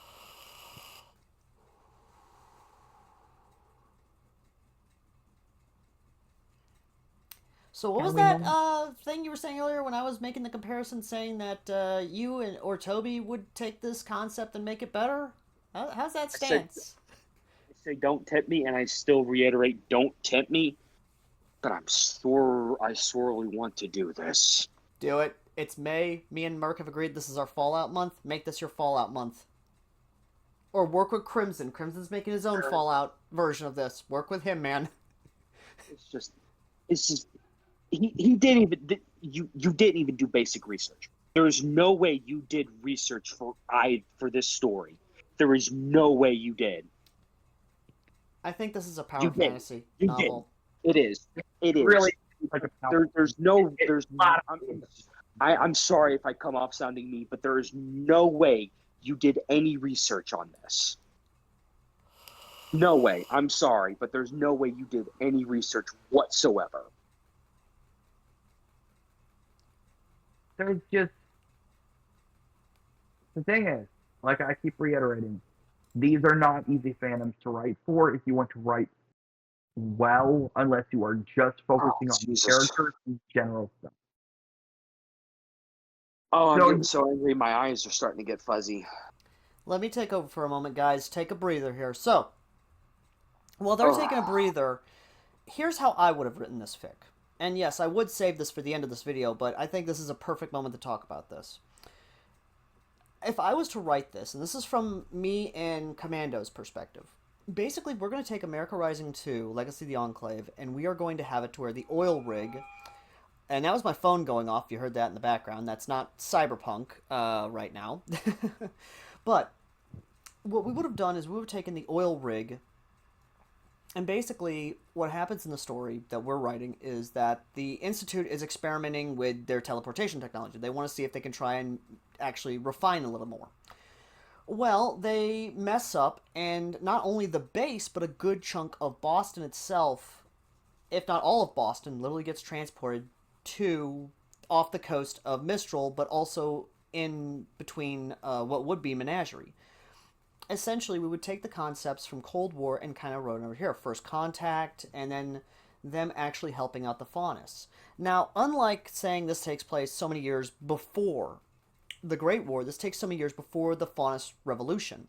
They meet a young Gira, and they're actually helping him out and the White Fang by literally supplying them with weapons, training them, and this leads to essentially their version of the Korean War, where they gain so much ground in Mistral, but they're stopped at what would be their 38th parallel. This would be 3 long years of bloody fighting between the two nations, and as the years go by, they start getting better weapons, better equipment. Vale is on the sidelines. They are neutral in this. They are more than happy to play mediator between the two fighting parties, and that's what creates essentially this, after the peace is reached, and essentially they keep that large chunk of Mistral they've captured, they create essentially their own republic. And that would lead into Ruby proper with not just, hey, we have a republic, but also the fact of Blake is the first daughter, essentially. And she has grown up in this nation of ideals of democracy, patriotism, basically American values, while at the same time the world is evolving around it, also learning about these concepts and stuff. While at the same time, there's this Cold War between this Republic and Atlas, because Atlas, as everyone knows, or those who don't know, are pompous motherfuckers. They believe themselves to be the highest of society. They believe themselves to be the best of the best. In this case, they now have another superpower who is kind of, yeah, no, we actually are the superpower here, motherfucker. And it's a political game. And essentially, and when the first season begins, Blake, who did run away, escaped her Secret Service detachment and just kind of ran away to Vale, isn't so much of, oh, I was a part of the White Fang. No, it's more of, I want to be my own person. I want to kind of not be seen as the daughter of the president. I want to be a huntress. I want to be myself. She meets with her friends, and we have the conflict set up to where her and Weiss have political views. Where, oh, Weiss's whole thing is, yes, capitalism is good, but the council system works better than a constitutional democracy. Where Blake is kind of been raised in this nation of, hey, no, constitutional democracy works better than a council system. While Yang and Ruby are the outsiders looking in. That's kind of the story that would make this work. There was a 3-year bloody war where the consequences and the effects are still being felt. And these kids are the generation who grew up after that fact and are now growing up in this world where this Cold War may go hot and it could cause a global conflict. It's that kind of storytelling that actually why Fallout would work better, because you have these descendants of the Enclave who came to this world now in this new America, essentially, and they want to spread that exceptionalism, that the American values to the rest of the world, while also protecting what is theirs. A sort of mix of Teddy Roosevelt's Speak Softly, Carry a Big Stick, and FDR's isolation. Andrew, you want to help me out here? Yeah. Where were you at? I was trying to say what FDR was. Oh, Isolationist. Thank you. I think that's your term. no, he wasn't an isolationist. FDR wanted to join in the fight in World War II when it kicked off, but he wanted to be an interventionist. Yeah, Mm. basically, Sienna Wait. Khan is our FDR versus Gira's Teddy Roosevelt, which is speak softly but carry a big stick. Yeah, basically, that's kind of what we wanted to do with that kind of storyline. Is Sienna Khan's part of a political party that's sort of like, hey, we need to get more involved. We need to show them that we are strong. We won the war. We're going to get out there. Versus Gira's, I want to try peace first. I'm not about not defending us and appearing weak, but I'm not about sending boys off to die in foreign conflicts on foreign nations. You know, that sort of thing. Yeah, exactly. And honestly, I will say this. I think the easiest way to start kind of recovering the concept behind all that, this whole like fic nonsense, right, is to just scale back the Fallout stuff. That is like the core of the issue. A lot of the Fallout stuff, the constant references to guns, over just character. Like the thing about fic and storytelling and all is you can have a lot of cool stuff going on, but if there's not a story, if there's not good characters that keep you hooked, you're gonna have issues. You're gonna get And people lost. limitations. And limitations too. The reason And Cold War works is because these vampires are all they have. What they have on the land is what they've got. What they capture is what they got. They are literally 2 years. 2 years. That's how long they prepared for the 7-Day War. And that's how much supplies they had. Not only that, but also Dracula kind of didn't want to fall back into his Vlad the Impaler days and kind of give his wife a heart attack. So, you know. Yeah, no, and honestly, I think looking to like Overlord, that anime is a really good idea of like kind of what that fic that you're talking about, Al, is like. There's a character who's in a new setting with a lot of really, really complicated stuff going on. He's got to figure out how the world works. He's got to learn how to manage his limited number of people. He's got to figure out resources. He's got to figure out how to make things work in his favor. Mm-hmm. That honestly is probably a good point of reference for this kind of setting. However, once again, you need to scale back the Fallout thing. Taking the entire continent of North America and dumping it into Remnant is not going to really work. That's Because just even if you Japan summons. That's all it is. It's just Japan summons. And yes, people have done that before, and they've done it better.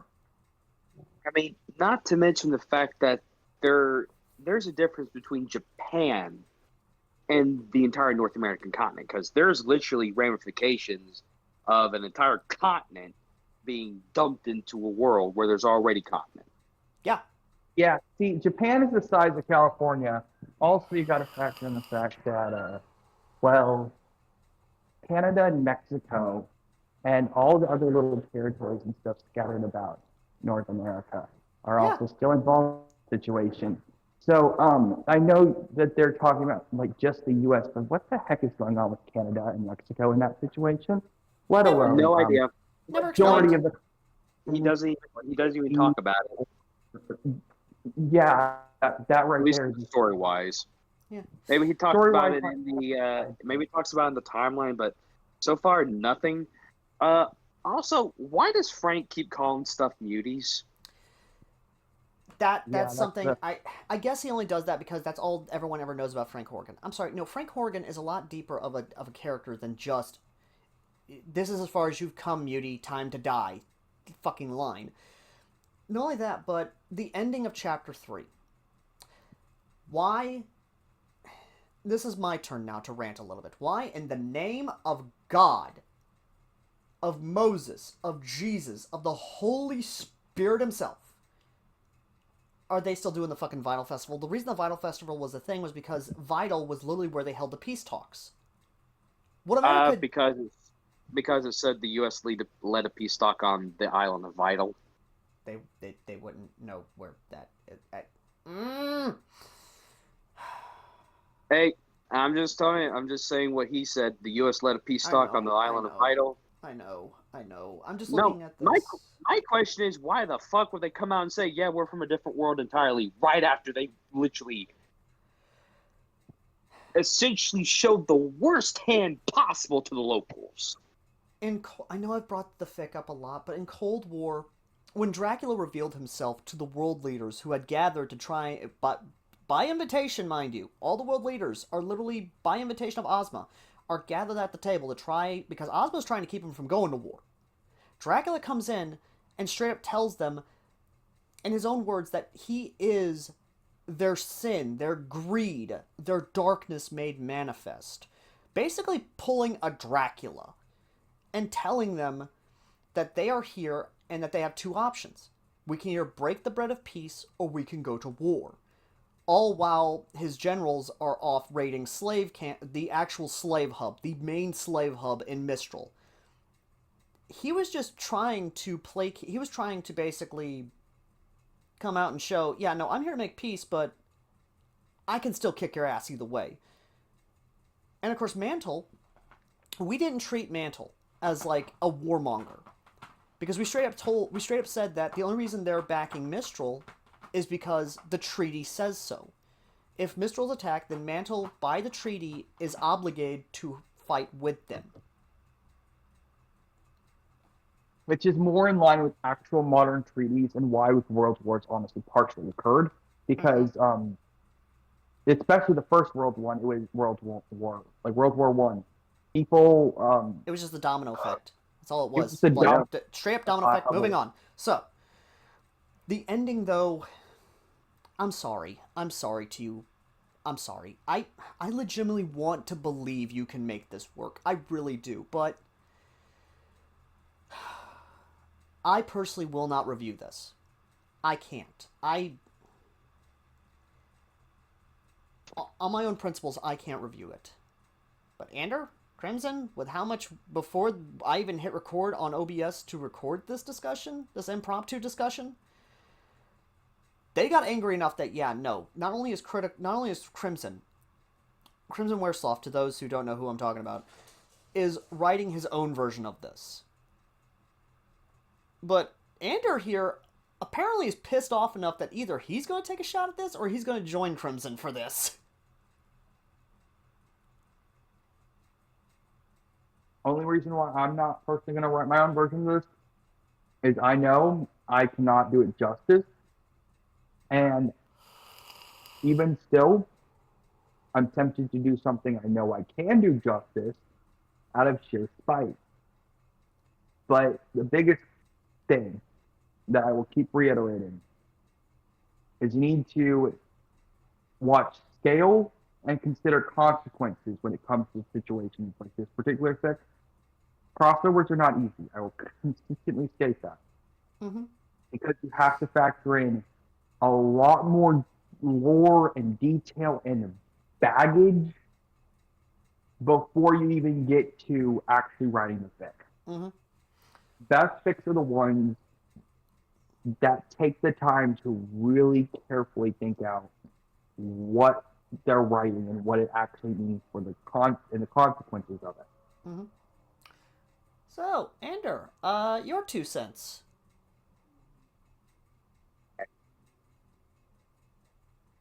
I really thought I just don't know. I want to say you did the basic research, but it just doesn't seem like it. It really doesn't. I'm sorry if I just sound mean, but to me it just doesn't seem like you did the most basic of research about either fandoms. It's like you just know the bare bones about Fallout and the bare bones about Ruby. I don't know. I honestly don't know. I mean, I've already said this once, but the reason for the Enclave attacking Vale was stupid. Plus, the Great War only lasted 10 years, and the Vital Festival is every year. Not every 2 years, every year. At least I think it's... Hold on. Yeah, hold on, folks. Andrew's doing a Google search real quick. Gonna sound dumb. So pro tip, if you're doing something that's heavy and low and you want to make sure you get it right, Okay, no, it is held every 2 years. Holy shit! The It is. author actually got something right. Okay, yeah, I so was yeah, gonna say. he was right about that. I don't know why I thought it was every year, but yeah, apparently it is every 2 years. Google and fandom wikis. If I'm using something that references Dungeons and Dragons, I use Forgotten Realms, things like that. They're actually really good resources. However, be warned, be very warned. Some of them, like the Silent Hill wiki and its infamous, the guy who lost his mind on there, who was a mod, um, they can get overrun by fandom, like fan created uh, content. However, if it is like a properly run sub, like Forgotten Realms, not sub, fandom wiki, like Forgotten Realms, they're usually pretty accurate, and you can find some pretty good heavy like timelines for the lore and stuff. Dragon Age is notorious for the absurdly convoluted history, and the Tanari alone are a nightmare to keep straight, and I like writing about them, so. Or, I go my route and I go YouTube, because there are honestly good YouTube lore channels like Wisefish who actually do the research and actually do go into the games and actually do research in game to kind of, get everything as accurate as humanly possible. The people who will go into depth and explain every last bit of a vault, for example, those are because you don't necessarily always find like all the like break into all the terminals and stuff, right? In Fallout. Yep. So they'll have someone, people will go dig around, find every little detail they can about a vault, and then make a whole deep dive on the lore of that one specific vault. There's hundreds and thousands of videos about like that. But the main ones you want to go with are The Apple, Oxhorn, and Wisefish. Those are the three. However, if you want an overview, Oh yeah, those are good. Shoddycast. Like, I say this to everyone. Anyone who wants to get into the Fallout lore or just get like a toe into it, Shoddycast as storyteller is the lore series that got me into the Fallout lore. And sadly, the guy who played the storyteller did pass away, sadly. And the Fallout community has made mods where you can put like his grave or his shrine or anything in the actual Fallout games. I actually have it in New Vegas. Well, I'm going to have it in New Vegas, and I'm going to have it in my Fallout 4 playthrough, where I actually have a shrine dedicated to the storyteller and his power armor. Like, there is. I am not even joking on this when I say that I am so happy the author didn't get a. Sadly, he's going to get discovered now because of us. But the moment the actual Fallout fans do kind of come in mass on this guy, he is going to. We're being polite. Like that, I'm just gonna straight up say We really are, and like I said, I've apologized every time I've gotten angry with what you wrote in this. There are some people that will not apologize. Oh no, the Fallout TV show being a good example of the Fallout fandom going just ballistic. I've already apologized for myself multiple times. I'll apologize again. I am sorry, author. I got frequently angry throughout this entire thing. But a lot of what you did just didn't make sense. Yeah, and I am trying to be a little bit more cordial about it. Again, I am a Fallout fan and more than a Ruby fan, honestly, but even then, I'm not as super heavy mega into it. If this was Dragon Age or something like that, it would be different because I'm more of a fantasy person myself, honestly, because frankly, I can't use guns in video games to save my life. I'm not going to be real. That's why I'm more of an archery person in real life anyway. But the fact remains, I'm trying to come at this as you are somewhat new to writing, or if English isn't your first language, because I have mentioned I am literally a creative writing major, and I'm a native English. I grew up in Texas. I speak English as my first language, so my whole degree is this kind of stuff. Trying to not be overly like critical and stuff from my angle, but and give like constructive criticism and some actual advice. But that doesn't stop the fact that there are some serious issues here. That Fallout aside, the military implications are also an issue. Mm-hmm. Like, there's just potential. But right now, what it seems is it's a hey, look at this reference situation with a power fantasy coat of paint that is smacked and covered with Fallout and Ruby stickers. It's And literally that South Park episode with the member berries. That's all it is. yeah, it really does. You remember? Remember? It reads like the member berries are trying to write a history textbook about Fallout and Ruby at the same time. But You they're a remember little, Frank Oregon? We remember Frank Oregon. it just there is potential, but I keep saying this. I tend to loop a little when just in general. Crossovers are not easy to write at all. Truly, they're Writing, really not. they really are not easy to write. There's a lot more involved than people might think. The easiest way to start with a crossover is to do the stereotypical ones of X character gets shoved into here. Heck, one of the funniest things I've ever read in my life was someone put Sukuna into Barbie Fairytopia. That is something you can do and have fun with, but it's one character. It's not an entire functional like chunk of a world shoved into another with just so much more involved to keep track of. The less you have to keep track of from one side of the crossover, the easier it is to write the crossover. The more you have to start keeping track of, the more you're going to need notes. And when you start needing notes, it's best to stop writing in Wattpad directly and go into Google Docs or something like that. Because you need to keep track of what you're writing and take care. Crossovers, seriously, they are not easy. You're dealing with merging lore and providing explanations as to why this piece of lore still works with another. Dropping another one of my own fics, the Magical Monster Trio. I also call that the Benadryl fic. I'm not going to lie, I started writing that because I had a weird dream when I had to take some allergy meds. Fact remains, I came up with a pretty clever explanation as to why all the One Piece characters are in the Harry Potter universe for that one, the Harry Potter One Piece crossover, why they are unaging, why they haven't died, and a lot of other things to explain why they are in that setting and to add something interesting to it other than just One Piece characters in Harry Potter. Yeah. And also, I was having a fever and take allergy meds when I wrote that.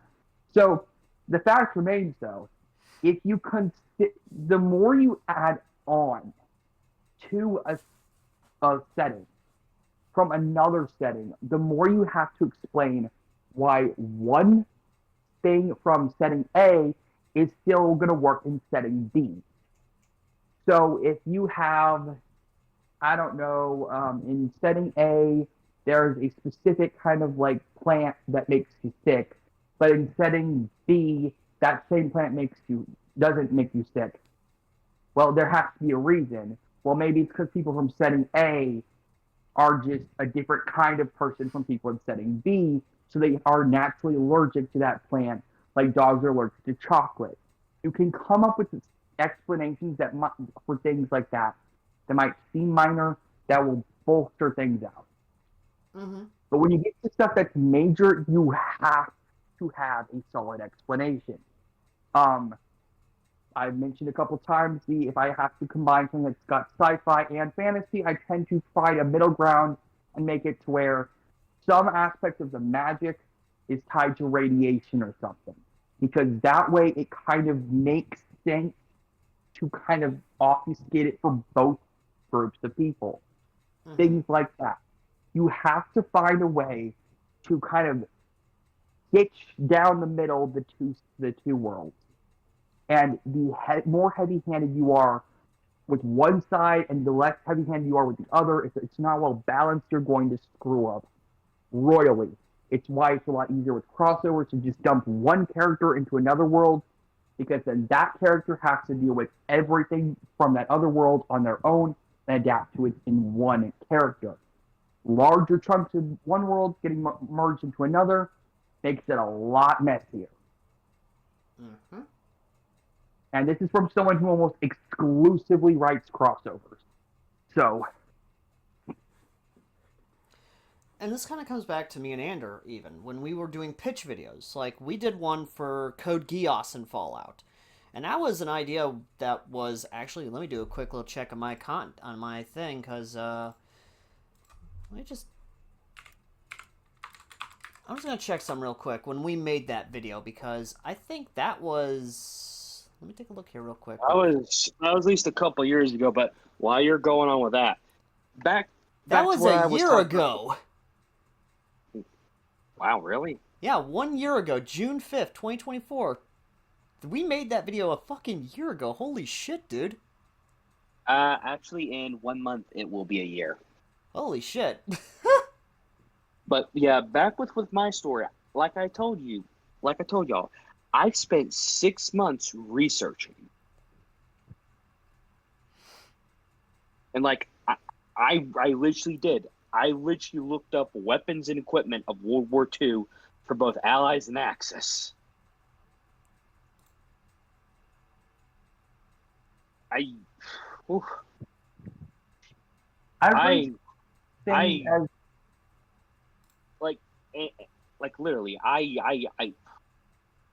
and just to make sure I had enough for prolonged use in the field, I'm talking about, I have just Liberty ships, which is literally carrying everything that all the ground troops will need.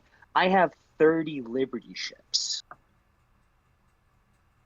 That's just carrying everything the troops will need. That is literally 100,000 M1 Grands, 100,000 Colt 1911s, 50,000 Thompson machine guns, 15,000 bars, 50,000 M1A1s, 50,000 Winchester Model 1897s, 20,000 Springfields. It's a lot of guns. 10,000. It's a lot of guns, is what you're trying to get at.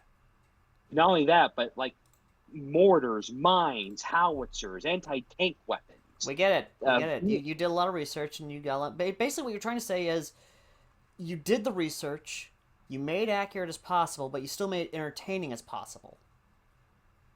That literally, that was just for the Americans. I also have German weapons too, and those are the ones that took me so long to find. A lot of times, me and Jackson writing stuff for One Piece, because of this, just the sheer logistics of steering the ships in that series, because they're all like the old like pirate ships made of wood and stuff, galleons and all that.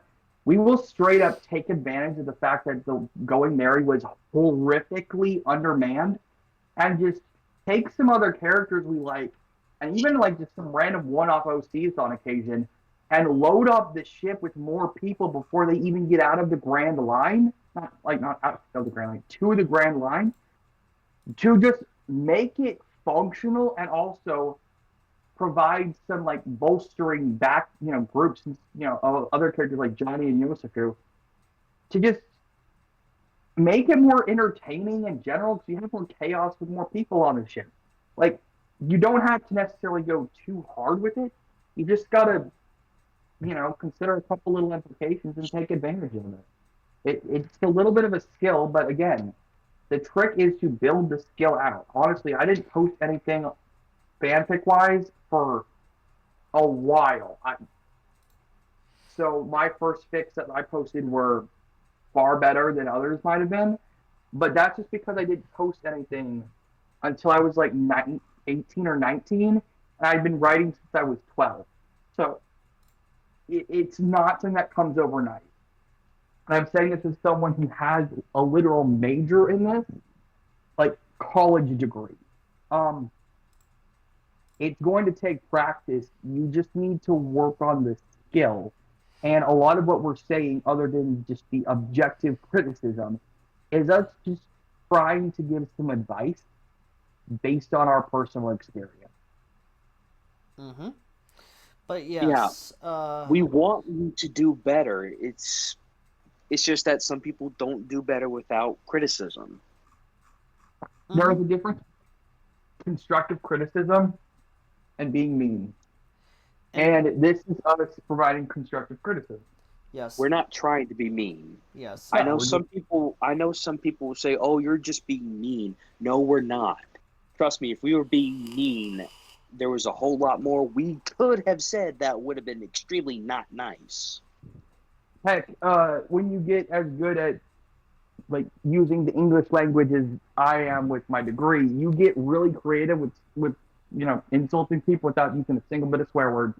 So yeah, When when you've reviewed as many fanfics and media as I have, believe me when I say, this is not the worst fanfic I've ever read, or I've made Ander here read, or even my I friends mean, read. really, it's not. The grammatical errors I can.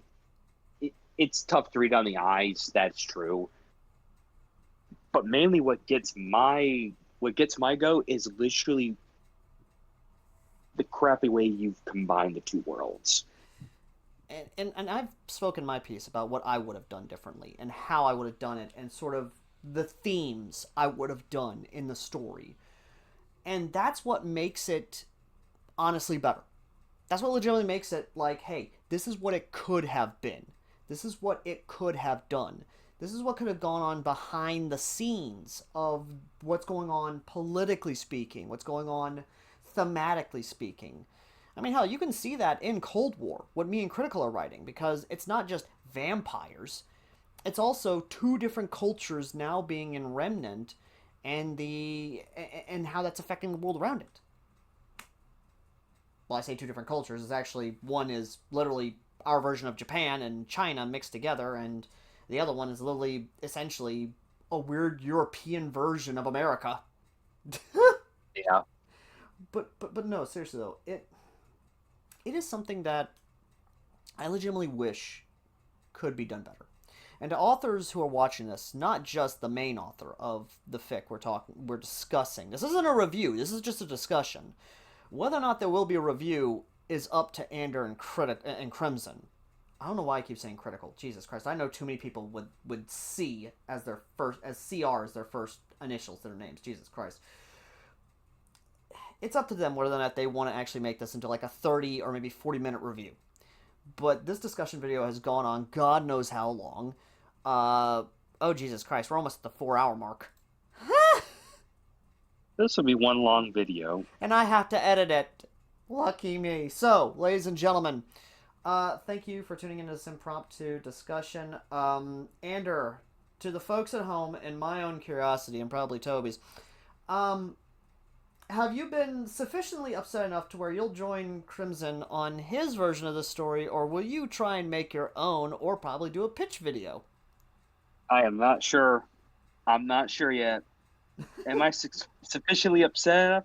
Yes, considering there was a couple of times where I'm literally sure if I had an aneurysm it would have popped.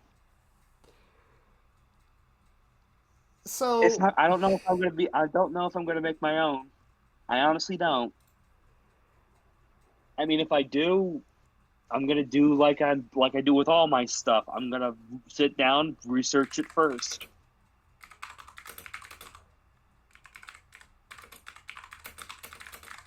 okay. Toby's already stated his piece. Me, like I said, I'm already going to be working with Enclave Commando on our version of it. So keep an eye out for that. I will probably make an announcement video, doing the whole thing. Like, hey, I'm now doing this thing. But no, again, this is not a review. It's purely a discussion. But I will say this though. Toby here, when he was talking about Dark Knight Deku, I don't know if my jokes and things like that did influence him a little bit, and John or Jackson. But I will say this to you, Toby. You can share this with Jackson. We actually have a Jackson in Cold War who is a artillery officer dressed as a Prussian artillery officer, and he is a horse faunus. Take that what you will. Yeah, that actually, I'll look into that and make sure I know get what you're saying. I'm actually about to go to bed because I don't know about you guys. It is 01:57 in the morning here in Texas, and I am exhausted. It's the same here in So, Tennessee. About 3 for me. So, ladies and gentlemen, to those watching at home, this is how far I will go to make content for you guys. I will cause people to make impromptu discussions, and I'll just hit fucking record, let them know I'm recording, and we will just fucking go with it. But yeah, no, you two are lucky. You don't have 4 hours of footage to edit. hey, dude, Al, you know full well that me and Jackson had like some pretty hefty stuff on the side for our like original works. Not trying to take that over here, but like seriously, no, we get it with the editing. Wish you the best. Which, I will say this now, Toby.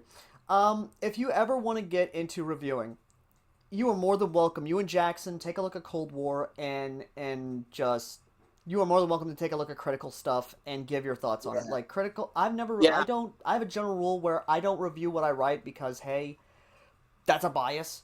I may do a discussion video, but I will not review what I write or help write. Yeah, and honestly, part of that too is you can read something that you wrote, think it sounds awful, and then someone else read it and be like, "Dude, this is actually really good," or vice versa. So yeah, like you do have your own biases there. Yeah, so if you and Jackson ever want to do that, by all means, you're welcome to. I will happily host you guys on the channel, or I will share your review from your channel wherever the fuck you want to go, because I and one other person are the only ones who are doing this sort of thing on YouTube, reviewing fanfics, which is... Yeah, I might step in, put my foot in the game in there. Honestly, I do have my YouTube channel that has a couple failed writing tutorials that are awful that I need to take down anyway. No, keep those up, keep those up. I never take down my stuff. Like, that's a, hey, this is how far I came type stuff, man. Yeah, no, it was literally just like webcam on my laptop that is now broken stuff. But yeah, I don't read as much as I used to though, like fanfic wise. I'm tired. So don't worry. Joys of being in my past the midpoint of my 20s at this point. I'm 31, dude, and I still read it, but I read it because I gotta make content on it. So yeah, no, I'm 26, finishing it up at the tail end of a degree, and also in the retail and DoorDash combination hell. So, and doing like clothing repair commissions on the side. So I'm just busy. So I completely understand. Anyway, thank you all so very much for watching this. I'll take care, man. No, don't you go. You gotta do your sign off. Huh? Anyway, as I was saying, thank you all so very much for joining us. This is Toby, who was of Dark Knight Deku fame. This is Ander. Everyone knows Ander. I don't know what to name this show, honestly. This was just out of the blue impromptu, so if you guys have a name for this, sound off in the comments section down below. And depending on what comes next, I don't know if these two chucklefucks are going to find something and torture my ass with it, or what exactly, but I'll say this now. This was actually kind of fun. Legitimately, just love sitting down, just talking. You know, I don't gotta do much. Just let people talk. But yeah, Toby, do you have anything you want to say to the folks at home? I am gonna just say this, okay? You are not going to be a really good writer out the gate. Again, I am an English major, right? So if you have an idea that you think is really cool, or here's how I started writing. There were fics that I wanted to read that weren't out there. No one else had written it. So I just started writing them out of spite. And frankly, that's how you get good, is you start writing and you just don't stop. So it just takes a lot of practice and you'll eventually get there. But it is a skill. And you got to work hard to build up a skill like that. I hear that. So. Ander. Much like what Toby said, you're not going to be a good writer out of the gate, but I think, honestly, if you go back and redo it, how you redo it, that's up to you. Maybe do a little bit more of the clear up your grammatical errors, clean up your pacing and your tone, and honestly, this could probably be a really good story. Well, I was talking more along the lines of, like, and remember type stuff, you know, just advice or anything? Just I said my advice. What I just said. Like, seriously, just clean up your grammatical errors and keep the tone and pacing the same, and your story will be good. well, hot damn. Well, And try not to be overly descriptive of things. Well, my advice to those listening or watching at home is this: take your time. It's not a race. And don't fall into the pitfalls of a power fantasy. Trust me. There are more than enough power fantasy webcomics out there to probably fill up the halls of Congress. And, as always, ladies and gentlemen, I've been Airsoft Al, and, again, I don't know what I'm going to call this. What do you think I should call this, guys? Remnant Wars debacle. Oh, Andrew, what'd you say? The Remnant Wars debacle. I was talking more along the lines of the show, but yeah, I'll go with that title, I guess. That's why I figured this should be. I mean, this is what got it started. Yeah. I'll come up with something and message you later, man. I am literally like about to fall asleep. So. All right. Well, I will see all you folks in the next. I'll see all you folks in the next video. Bye bye. Later. Yeah.